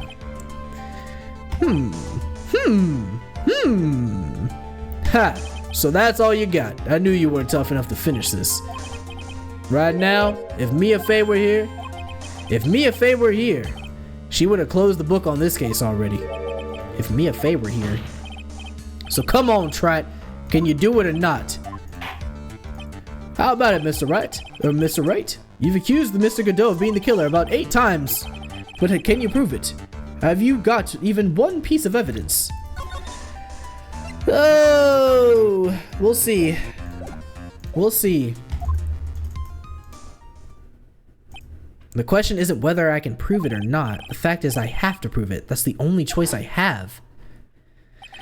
I was taught that it's one of the rules of being a lawyer.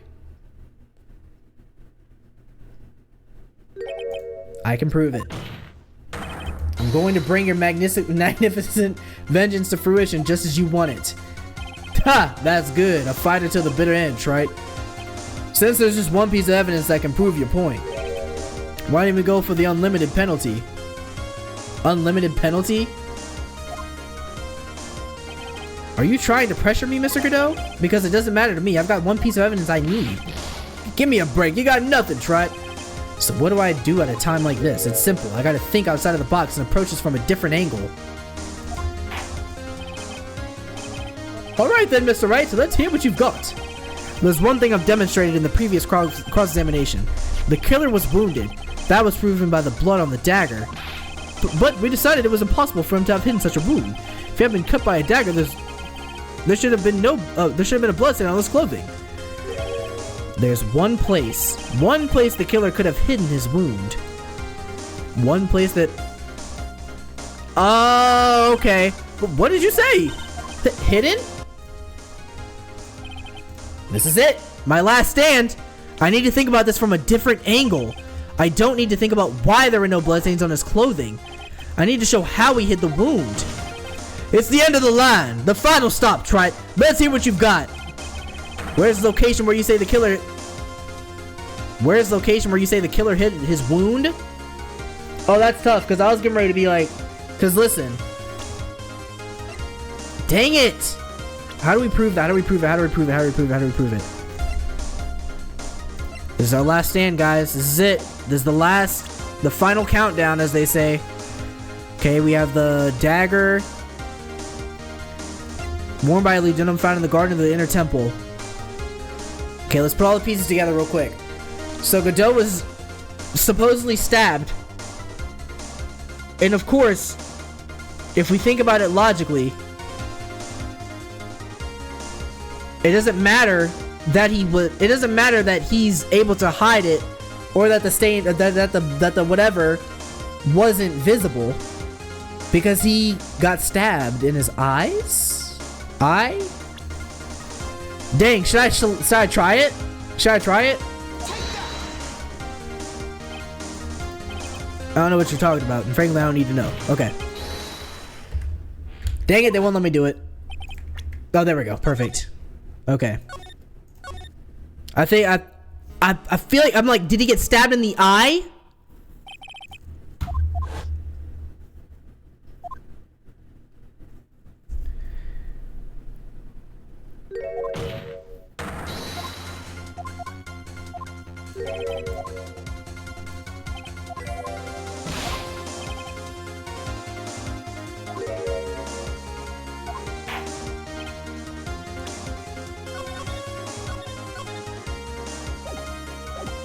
Okay. There's one thing I've demonstrated. Come on now, come on now, come on now.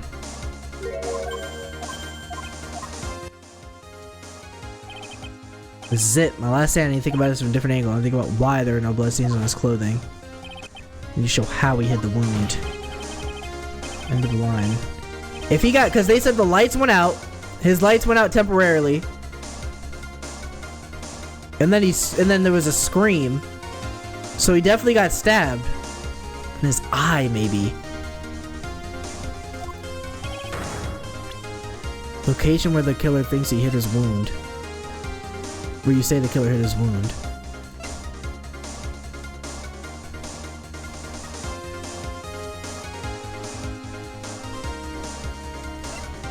Hit his wound.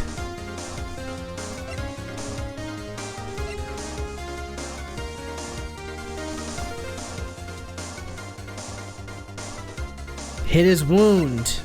Come on.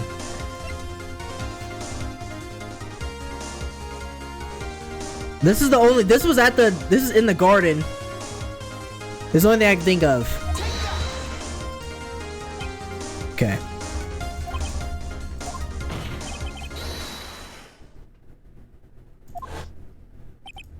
Isn't that right, Tread? Well, looks like you proved one thing. There's nothing but a fake. Well, wait a minute. Give me one more chance. I don't think so. Promise, I promise. It's been a while it lasted. See you later, Tread. Bye! That's enough. This court sees no reason to prolong this trial. Okay.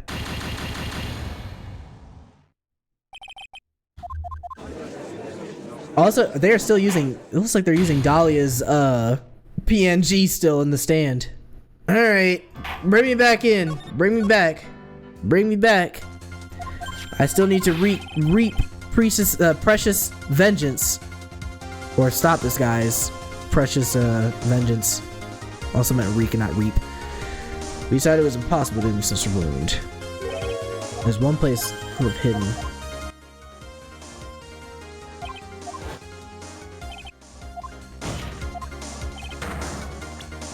Where's this location?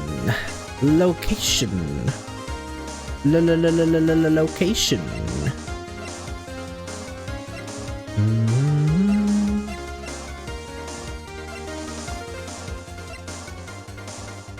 What the heck? Do what you did originally again? This? Oh! So I did get it right. Maybe. Maybe? Oh, okay. Perfect. What was that just now? Mia? Okay, so I did get it right. It can't be. You're living on through him? Even as we speak, you're still hiding the wound. That's fire. That's aura. That's actual aura right there. That's fire. It's beneath your mask. During the fight, the red lights given off by the killer suddenly disappeared. Seconds later, the killer let out a scream. That's right, your mask went flying off your face. Mr. Godot, would you mind removing your mask? If you have a dagger wound somewhere under there somewhere, then I'd say this whole case is solved. Got him. Clocked him. I technically got him on the first try. How about that? I just loaded back. All right, here we go. We got him. Got him. We did it. And he got his last cup in. Cup number 17. Just now, I saw her spirit in you. Huh? I never liked you. 6 years ago. You helped the woman who put me to sleep by hiding her bottle of poison. And then, while I was sleeping, you let Mia die. But you didn't care. You just kept living your pathetic, happy-go-lucky life. You even had the nerve to follow in her footsteps as a lawyer.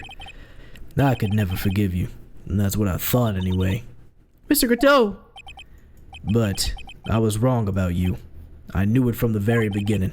The truth is, the only person I could never find it in my heart to forgive was myself. Yourself? I was the one that failed to protect Mia. Finally, thank you. Come to this conclusion already. Me and no one else. I tried to avert my eyes from the truth, to escape from the harshness of reality. I just couldn't face Mia's death head on, so I ran. But to be fair, you can't really put that all on yourself, bro. It just was unfortunate circumstances. I hid behind a mask. I threw away my true name. I couldn't even deal with being a defense attorney anymore, so I quit. But you saved Maya. Yeah, that was my plan. Up until just now, anyway. What do you mean? So what's up? Are you listening, Maya? If I had really wanted to save you, then there's one person that I should have gone and talked to right away. Who would that be? Are you talking about Nick? But I didn't do it. I tried to get the help of Iris and your mother, but I closed my eyes to the most important man involved and got your mother killed in the process. I mean, that kinda does blow. Do you know why? The real reason? No, why? I suppose I wasn't really interested in saving you at all. Huh? I think I was just trying to salvage what's left of my own broken soul. I was trying to make up for the fact that I couldn't save Mia, nothing more.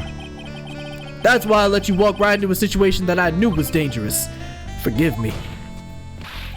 You're wrong. You put your life on the line to save Maya. Was it really for Maya's sake? Even I'm not really sure. What do you mean by that? That night, in the darkness of the garden, when I saw her silhouette, a part of me must have known the truth. The truth that it wasn't really Dahlia Hawthorne standing there waiting for me. It could have been Misty Fey, or even that little girl, but I still picked up the blade. It was like I was dreaming.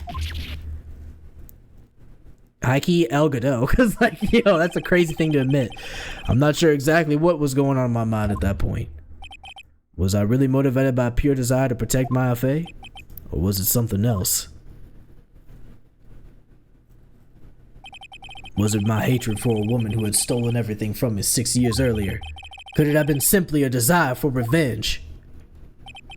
And now, I don't know anything anymore. I did learn something today, however. I finally realized that I was the arrogant one. I was just chasing an illusion, a fantasy. The stupid fantasy of defeating you in the courtroom. You were the one who made me realize my folly.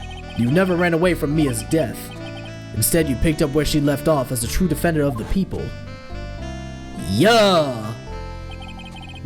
Dude, she got a big hand. That's probably perspective, but she's got gigantic hands. Imagine that thing pointing at you screaming, "Objection!" In that moment, I understood everything. Mr. Godot.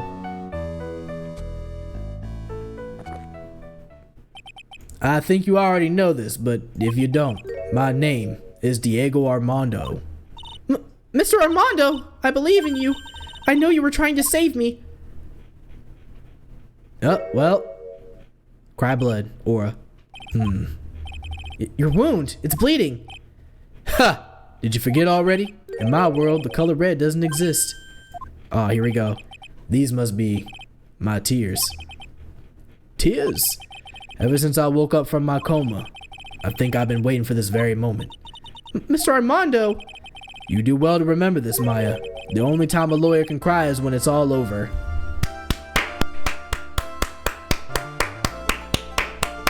Fire. That's gas.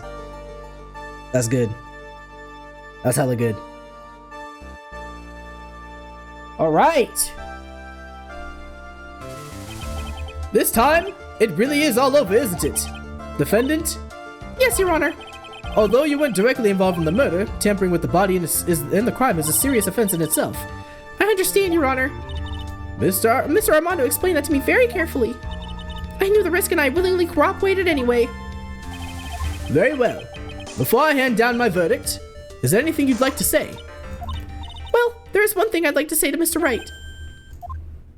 I want to apologize to you. Apologize? To me? For what? For the case 5 years ago, of course. Cold Killer X, baby.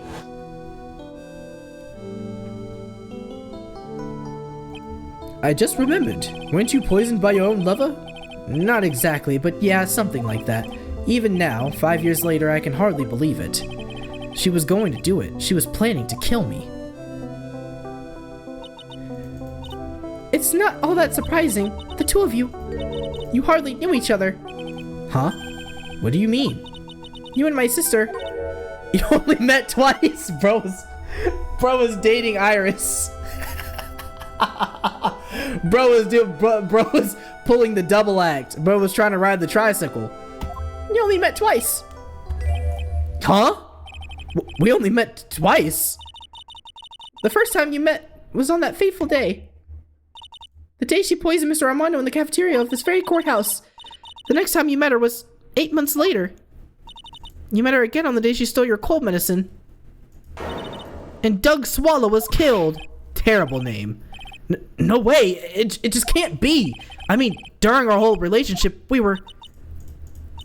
For those 8 months, the woman that you thought was Dahlia Hawthorne wasn't actually my sister. Huh? It wasn't Dahlia. I hope one day you can forgive me, Feeny. Oh, nah. This might be the best part of this entire case. That's right. I lied to you for 8 months. That actually might be the best part. But why? Why would you do such a thing? Ever since she gave you the bottle that day, my sister was trying to get it back as soon as she possibly could. Because of the police investigation and their surveillance, she couldn't move about freely. So that's why you... My sister, from the beginning, she was prepared for the worst. But prepared for the worst? She thought that you might somehow discover the truth. That's why she was always ready to deal with you at a moment's notice. You mean she was ready to kill me, don't you? She already had so much to answer for, I didn't want any more sins on her soul. I begged her not to do it, and she agreed to give me a chance. And that's why you came to me? You came to get the bottle pendant back from me in her place? But I couldn't get you to give it back. I failed at something even as simple as that. 8 months passed and I still couldn't get it back from you. Finally, my sister couldn't wait any longer. Okay, and that was the whole thing, the whole incident? She didn't consult me about her plans for you that day. It was the first time that it had ever happened. That was a bit strange, wasn't it? Up until that day, you two were partners in crime and she would confer with you. To think she must have noticed. Notice what? My feelings for you. W Phoenix! Even when he loses, he wins. Oh my gosh. One of the biggest things I hated about this whole thing was that my boy Phoenix got done so dirty. I'm so glad and feel so validated for him to have to feel as though like that whole time wasn't for nothing. My feelings for you. If I had found out she was going to kill you, I would have done whatever was necessary to stop her. Oh, it was like that. Even if it meant her life. Or mine, Lord have mercy. Iris. After spending those 8 months by your side, my feelings towards you, they changed. I have something to say to you too. Yes? You really are the person I always thought you were. Even after... That's right! When he was like, that's not my Dahlia! Not my Dahlia! Oh! I still believed in you. Dang! Yo, I ain't gonna lie, that's the best part of this case. High key. That's the first thing to put a smile on my face after everything that we just did. That's great. That's great. W Phoenix. W Iris. Thank you. But now you gotta go to jail. Bye, sweetheart. Bittersweet ending. Hey, look, I'll take it. How many cups of darkness have I drank over the years? Even I don't know. I'll tell you though, right now, this one here is the greatest cup I think I've ever had. Don't you think so, Phoenix Wright? My boy got the mug too. Yeah, I think you're right. The purpose of this trial is to rule on the murder of the victim, Elise Dunham. At some point, I expect you will be tried for your role as an accomplice in this case. I understand, Your Honor. Very well. On the charge of murder, I hereby find the defendant not guilty. Our final not guilty of the trilogy. Let's go. Court is now adjourned. Woo! Boy, oh boy. February 10th. So I guess it's all over. The way everything ended was just really served. The man who risked his life to save Maya is being sent to prison by my own hand. Of course justice was served. Let's go, W Mia. Mia! I'm proud of you, Phoenix. Your defense was truly brilliant. But I couldn't save Mr. Armando, the man who cared so deeply for you. You're wrong, Phoenix. You did save Diego. You saved him in the only way possible. You mean, with that verdict? I think one day you'll understand too. Phoenix, I want you to remember one thing. You were as good out there today as any defense attorney could ever hope to be. There's nothing more you can learn from me. Mia! I've accomplished something I wasn't able to. I owe you a great deal. Thank you. Mia. I'm sure we'll meet again. Someday, Phoenix. No! Don't leave me, mentor! You have so much to teach me still. Not actually. I kind of cooked. I kind of cooked a good portion of that. You know what I mean? But there's still things I could learn from you based on the things I had to keep going back and loading my saves for. I've handled lots of cases and seen a lot of things. And along this journey, I found myself asking just one question. What does it really mean to defend someone? I suppose today's case produced one possible answer. Damn, no cheering and confetti though. Guess it fits. Feels a bit bittersweet. Yeah. I mean, we locked away Godot, who was just trying to. I mean, he don't even know what his intentions were. But I think if we can be real, we can say a good portion of it was trying to get revenge. So that was somewhat justice. And then we got, you know, Iris going to jail because all she wanted was to cover for people that she cared for. But at the same time, you know what I mean? It was still committing an act of, you know, committing a criminal act. So. Bittersweet. Maya, I guess it's just like my sis said. Mia? What did she say? That night when I channeled Mia to get her advice on what to do, this is what she wrote back in my notebook. Don't worry, Phoenix will save everyone in the end. But, come on, cut it out with that gloomy face. Can't you see, me, sis, and I'm sure Iris too. We owe you for everything you have done for us, Nick. Maya, how? How can you be so bright and chipper after all that's happened? You were brutally attacked. You even saw your mother murdered. Francisca! Still as softy as always, Phoenix Wright. Excellent work, Wright. Huh? Mr. Edgeworth? When did you get back? Oh, that's right. I guess no one filled her in on that. Edgeworth and Francisca have actually been helping me. I think people are gonna get a lot of reduced sentences because of the circumstances. Poor Misty though. Dude, Misty was like the worst casualty out of this entire thing. I think Misty actually got hoed. Like high key. Like she actually got hoed so bad. And I wish and the fact that Diego Armando was the one to get her killed too. It's like that's the part that kind of sucks. But like, you know, it is what it is. Helping you. If these two hadn't been here on the first day of the trial, the defense wouldn't have gotten anywhere. Wow, but where were you, Nick? I heard he fell into a river and caught a nasty cold which forced him to sleep all day. Yes, he laid in bed shivering with his fever, from his fever with Iris's hood pulled over his head. Oh, ouch! Talk about embarrassing, Nick. You definitely need more training. Anyway, thank you, Mr. Edgeworth. And you too. Francisca? I don't suppose. Oh, here we go again. Laurice! There's room for me in this group hug, is there? Why do you get such grave music? Oh, Larry! What's with the, longer than usual face? I realized something when I was reborn. I realized that Larry was never of any use to anyone, not even once. Hey, self-awareness goes a long way, Larry. That's not true. Right, Nick? I do understand that apparently this case was almost even darker. Takumi originally considered only letting Maya live, every other Fae dead. Like, bro, imagine if they killed off Pearl. See, I'm not gonna lie, when Pearl went missing, I don't know if they were gonna have her killed, but I did think that they were gonna, like, kidnap her or do something crazy. But I knew so little about it back then that it was hard to pinpoint a thing to it. I think it would have been way too dark if that had happened. I feel like it could have just, so Misty dying, whatever, like sacrificial lamb type thing with like trying to save her daughter. I thought that's where it was going, to be honest. I thought it was going to be, because I know that she went there to do that, but I didn't think the whole thing was orchestrated by Godot. Like that part was the only part that really surprised me. Then that would have ruined the case. I feel like it would have ruined an ending, like a satisfying ending. Because what happens at the end of the tunnel? It's like we get to the end, and then all of a sudden it's like Maya's not happy, I'm not happy, Godot might be happy-ish, satisfied. Iris isn't happy, or actually all the Fays. So technically, that would have included those two as well.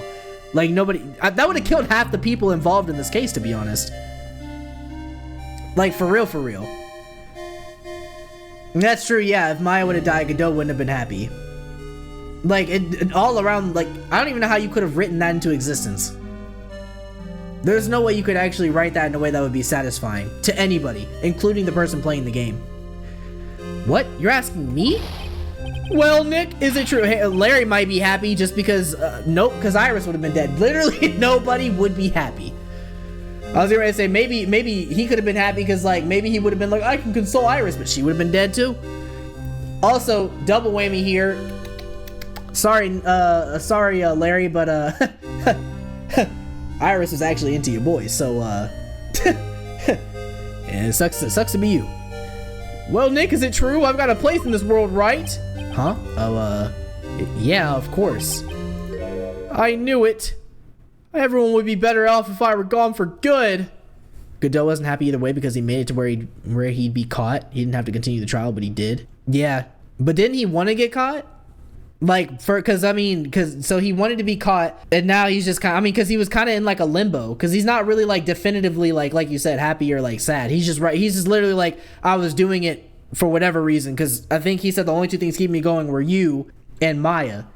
But then when it came to it, he said, I don't know if I was even trying to protect Maya, because it could have been anyone who was, masquerading as Dahlia, but it was his own like sense of vengeance that was fueling him to kill what's her name, to kill Dahlia, even regardless of who it was he thought it could be, he was just doing it.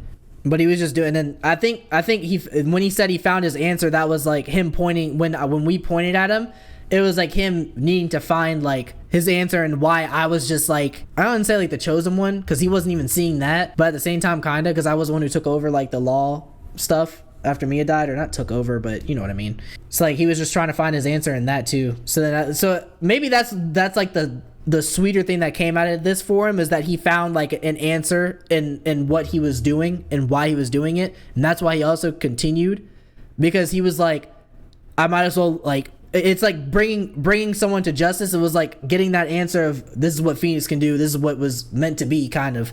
I'm gonna let him seal the deal on me. That's how I feel about it. But I knew it. Everyone would be better off if I were gone for good. No. Oh yeah.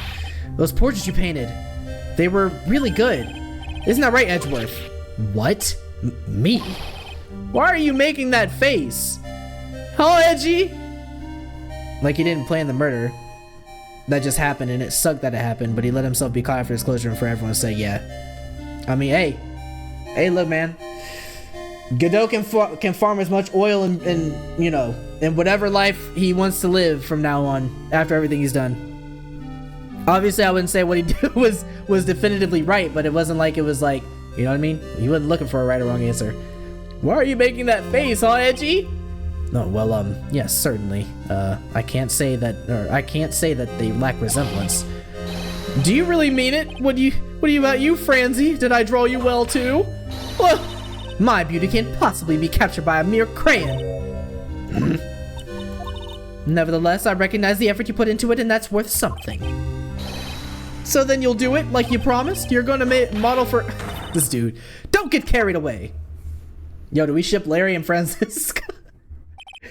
Well, how about that? I guess painting portraits is the only thing I'm good at. The painting of Pearl was pretty darn good too, if you ask me. Huh? Now that you mention it, I haven't seen her around. Pearl? Where could she have gone? Normally she would have made a beeline for Maya. It was debatably the right choice for the wrong reason for him to kill her. Facts. Oh, I'll go look for her. Be right back. If it was Pearl, it would be a different conversation. Yeah. Hey, Pearly. Right. You seem to be uncharacteristically puzzled. I suspect you are wondering how Maya can be so cheerful despite all that has happened. Yeah. To be honest, I don't understand it either. Francisca. That's right, she lost her father fairly recently as well. I think I understand how she feels. Maya also, bruh, they all lost their parental figures, bruh, all three of them. Maya is a much wiser person than she appears, and I think she realizes something. Now is exactly the time when she needs to be as strong as she can. What do you mean by now is exactly the time?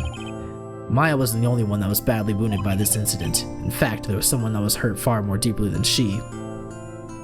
Oh boy, they're gonna have me pick. Also, Edgeworth, he could be puzzled because he just found out he was living a life for all of his love life. Francisca deserves Larry, to be honest. That's crazy.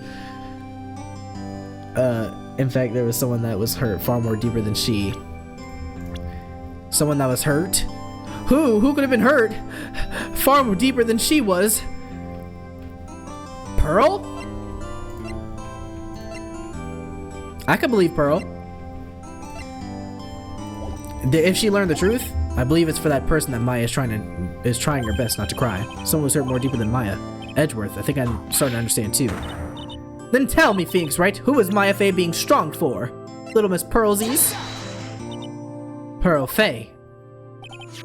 Poor kid, after all, the reason why she worked so hard to follow the instructions was because she loved and believed in her mother, Morgan. It's for the good of the Fey clan. I'm sure she believed in every last word of that. She thought she was doing it for Maya, that's why she was so happy. It shows how truly devoted she is to Maya. Yeah. But it's a cruel irony that it was her exuberance that led to this tragedy.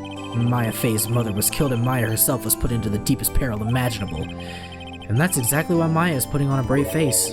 She's doing it for Pearl's sake, until she can see her smile again. Oh, hey, so this is where y'all were. Wow, looks like we got quite the bunch here today. What was that for, sir? Sorry about that, Scruffy. My whip just seems to have a mind of its own. What's up, Detective Gumshoe? Oh, you know, this and that. Anyway, congrats on your win. Let's go out tonight, pal. Dinner's on me. My salary's just sorta kinda gone down by a teeny-weeny bit, but it's alright, buddy. Your salary's into the ground at this point. I don't think you can even afford to keep the lights on at your place. I made reservations at a first-class French restaurant tonight. Pretty good work, Scruffy. That whip was your reward. That whip was your reward, huh? Detective Gumshoe, you said a first-class French restaurant. You don't mean... Très bien. Where else? I knew it. We're doomed. Come on, let's go, everyone. Can't keep Maggie waiting, pal. Hey, you crybaby, you're invited too. Freaky Ziska. No, forget about me. Pearl and I will be at the loser shack eating potatoes. Pearl's like, who's we? You know, Maya has taken an awful long time to get back. She's still looking for pearls. Did she not catch the Uber in time? Or did she catch an Uber? Oh, Maya, what's wrong? Nick, what do I do? Pearly, I can't find her anywhere. Huh? I bet she just went back home, that's all. I thought so too, so I called the village, but no one has heard from her. This has never happened before. I can think of a few times where she just randomly disappeared and then just came back and, you know what I mean? As I figured, she has been badly hurt by this incident. She feels responsible for the tragedy that has befallen you, Maya. But none of this was her fault. What should I do? Detective Gumshoe. Yeah, what is it, pal? Could you guys go on ahead? But what about you? Maya and I we'll join you guys once we find pearls. Now we're concerned for her, right? Nick! Don't worry about us, Detective Gumshoe. We may be a little late, but we'll definitely be there. We have a lot of celebrating to do tonight, and I wouldn't miss it for the world. Yeah, but you're the... Very well, Phoenix Wright. We'll go on ahead. Don't keep us waiting, Wright. We won't. But where should we look? Where could have Pearly gone? Let's go, Maya. There's only one place I can think of that pearls might have gone to. And all the other times that an 8-year-old has disappeared in society unsupervised. Hazakura Temple! For pearls, I bet this is a very important place. After all, it's where this whole incident started. What's this? You're all back again so soon? Sister Bikini? I thought we'd be eating mashed potatoes alone tonight. So she's here? Pearly's here? She's in the training hall. Why don't you hurry along and go see her? Okay. Pearlie's not here. Ah, Maya, the hanging scroll. Ah, it's been cleaned. Someone cleaned it off. It's gotta be Pearl. Ah, Mystic Maya. Pearlie? Why? Why did you just leave like that? Mystic Maya. Mystic Maya! I swore that I would never trouble the two of you ever again because it's all my fault that Mystic Maya's mother. That's why you came here? It's the least I could do to pray for your happiness. You don't have to do that, Pearlie. Dang it, two times this video. It wasn't your fault. You didn't do anything wrong. Of course I'm sad that my mother is gone, but how do I say this? I'm still happy. You don't have to lie just to make me feel better. No, really. It's true. The only reason I'm still here at all is thanks to everyone who was there for me. Who was there for me? My sis, my mother, Mr. Armando, Nick, and you. And if even one of you weren't there, I'm sure I wouldn't be alive right now. That's why I have to be strong. For all the people that were there for me when I needed them. That's all I can really do. But Mystic Maya, I am impressed. You truly are the daughter of Mystic Misty. Sister Bikini, your mother, Mystic Misty, was a strong woman indeed. I want to tell you that what she said to me that night. After dishonoring the good name of Coraine, I don't have the right to face my daughter. But still, Maya is always in my thoughts. It's true. She'll always be with me until the day I die. I don't know what voice I'm giving her. I'm just kind of going with the flow at this point. Your spirit with her. That's why your mother was so strong. Even at the end, I'm sure she had no regrets. No regrets. She'll always be with me until the day I die, huh? There's a rule or something all masters are to follow, isn't there? To never take the charm off until the day you die. That's the master's talisman. The one thing that Misty kept by her heart and would never take off. It wasn't the container that was important, rather, it was the contents. Or the contents. That's... a photo? Oh, burped. Sorry, y'all. Mother? Is it a picture of them? It's only natural for living creatures to fight to protect their own lives, but what makes us human is that we fight for others. But who do you fight for, and how hard must you fight? That's the true measure of what human life is worth. We defense attorneys are warriors who are constantly challenged by that question. Dang! That they broke the vase too? Even when the battle is over and the bonds that connect them are severed, we always return, time and time again. Mia, Maya, Pearl, Mr. Armando, and Maya's mother too.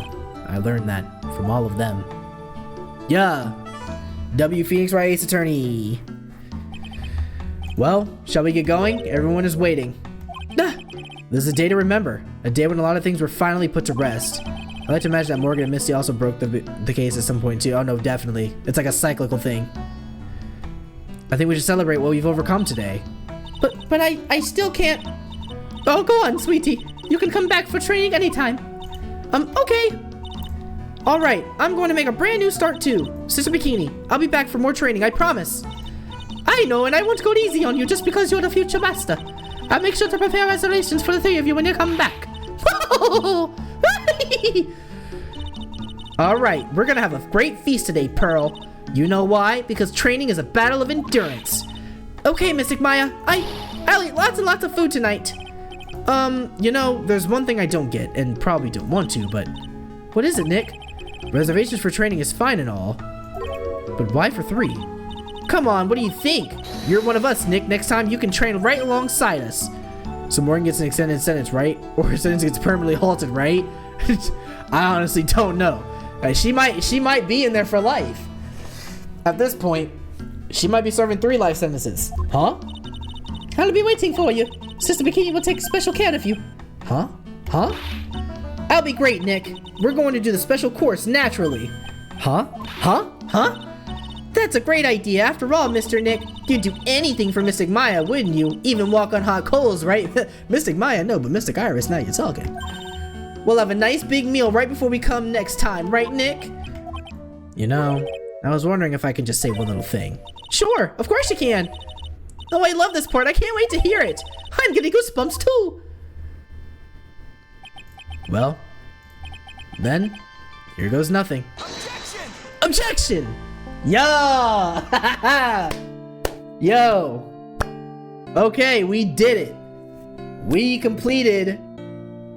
Dang. I really have to work extra hard now, Master of Karain and the office manager of Wright and Co-Law offices, and I have to be a good big sister to Pearly and Nick too. Well, as long as I'm not locked up or captured or something like that. Dang. I'll get to that in a second, hold on.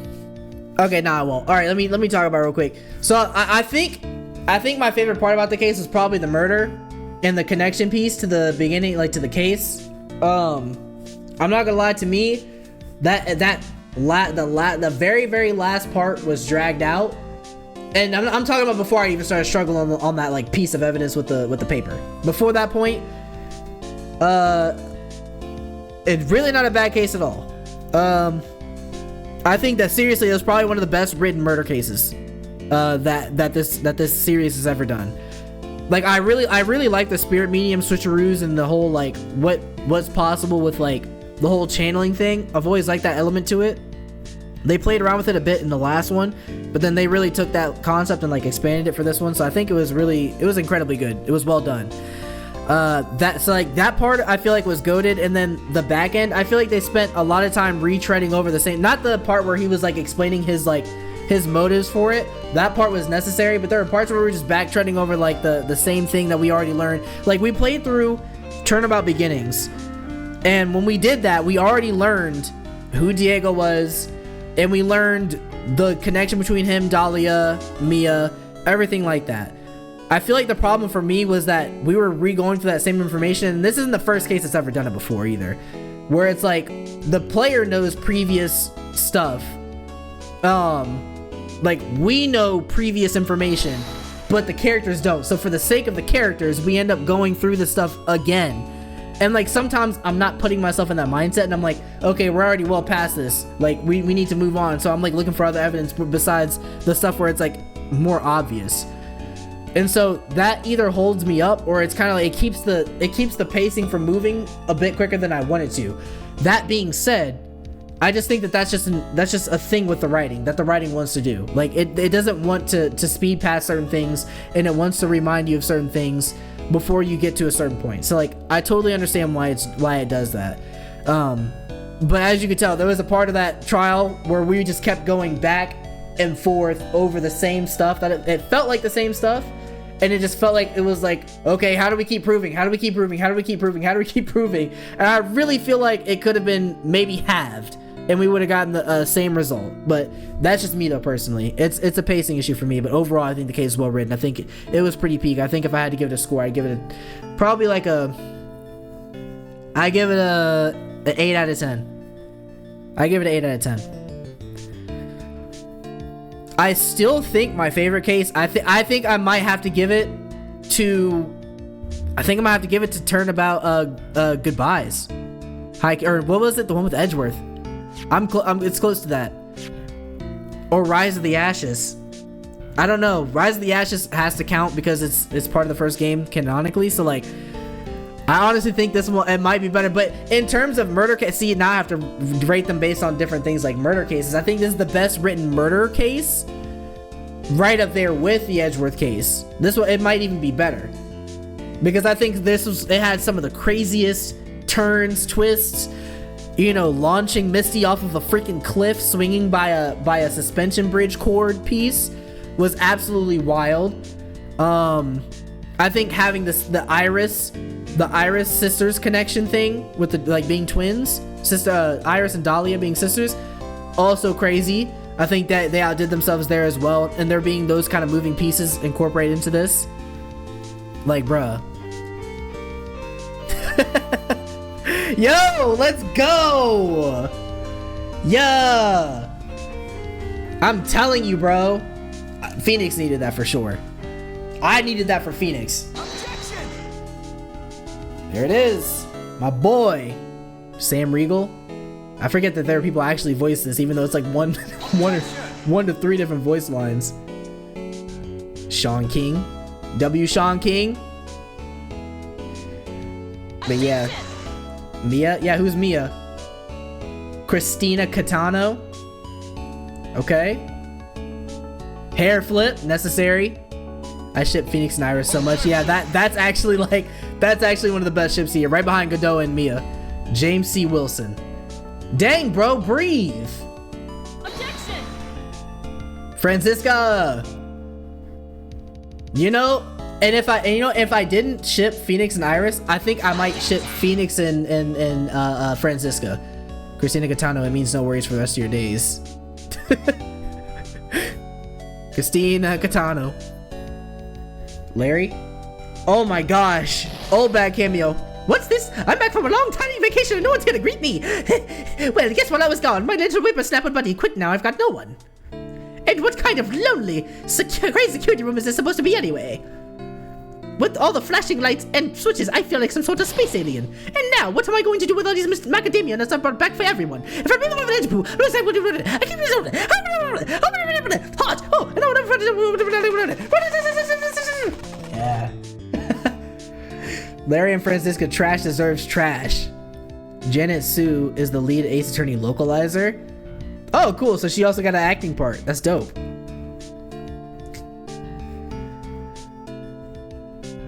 But yeah, I'm trying to think of anything else I want to say about this. I think the third game's pretty up there. I think it goes first. Dang, first and third are still tied for me. The first is cheating because it has the DLC. Like for real, if I'm rating this without the DLC, this game probably beats out the first one. Yeah, they're going to crew. They're going to crew right there. Yo, trilogy done. Ending of the trilogy. Yeah. Dang, and we got a bonus. We got a bonus set. Yo, that's actually gas. Hey, yo. Oh, I thought I was about to say, is there like a little thing that's gonna pop up saying like bonus stuff at the end of it? Man. All right, y'all, that will do it for today. And for the finality of all of the Phoenix Wright Ace Attorney Trilogy games, original trilogy, we're done. That's it. Now, I will say there was a part of that whole trial sequence that just had me stuck. Not just stuck, but some parts that definitely kept me in a more like focused state of mind. So I'm sorry if I wasn't able to keep up, trying to keep it a little bit more lighthearted. I was focused and also just kind of getting caught up in the length of it. But I think that it was still cinema. I think that this is at least this is a contender for top 3, maybe top 5 cases of all time. I definitely say top 3 so far, at least that we've played so far, right? We've wrapped up the entire story. I'm so glad my boy Phoenix ended up getting that closure from Iris and Dahlia. I was really worried that he was going to have had that whole thing happen to him for nothing and that he was going to get hoed out of a relationship. But as we can see, he definitely has Iris on his side. So he has some form of that relationship to hold on to. So not just that, but we ended up, getting Godot up out of here, which is probably, sucks overall, but at the same time, it's unfortunate. We learned his backstory. We already kind of knew about it to some extent, but we definitely got that a little bit fleshed out here. So my opinion on him has definitely changed at this point. I do still think he is aura farming, caffeine addicted weirdo, but he's our caffeine addicted weirdo. You know what I'm saying? So yeah, man. W series, it's crazy. This is the third and final game. I've said it a million times going into the final case, and I'll say it a million times more. This is the end. I hope you guys did enjoy this journey with me. If you're stopping here at the OG Trilogy because you don't like the other games for some reason, then all I have to say is thank you so much for the amazing ride that you guys have been on with me here. It's been fantastic. It's been 2 years in the making at this point, almost 3, that we've been doing these games. And so all I have to say is that, long time coming, we finally made it to the end, and I'm excited for what lies for us in the next couple of games. I think we are hitting the Miles Edgeworth investigation. So if you are continuing with us, we're going to be playing the Miles Edgeworth investigation series. And then we're going to be diving into the Apollo Justice trilogy. And then I think after that, it's Ace Attorney Chronicles. And then the Great Ace Attorney trilogy, I think. I don't know. I have to go back and look, but you guys get the idea, right? We're going to keep this going as much as we can. I love this series. It's fantastic, and it's a mainstay on the channel at this point. Let's be real. But if you did like that video, please make sure you hit that like and that subscribe button. If you are new, also hit that bell notification if you want to be alerted for any new videos that I post, or if I go live, you'll be notified directly through YouTube.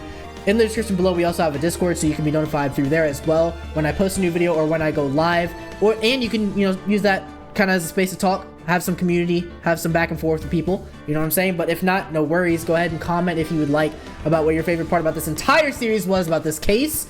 You know, you can comment how you know what I mean, how excited you are for the next couple of games, or just in general, anything. You know, I'll respond. But anyways, that'll do it for today's video. I appreciate y'all. Again, amazing ride, amazing journey, and I can't wait for the next one. Peace, y'all.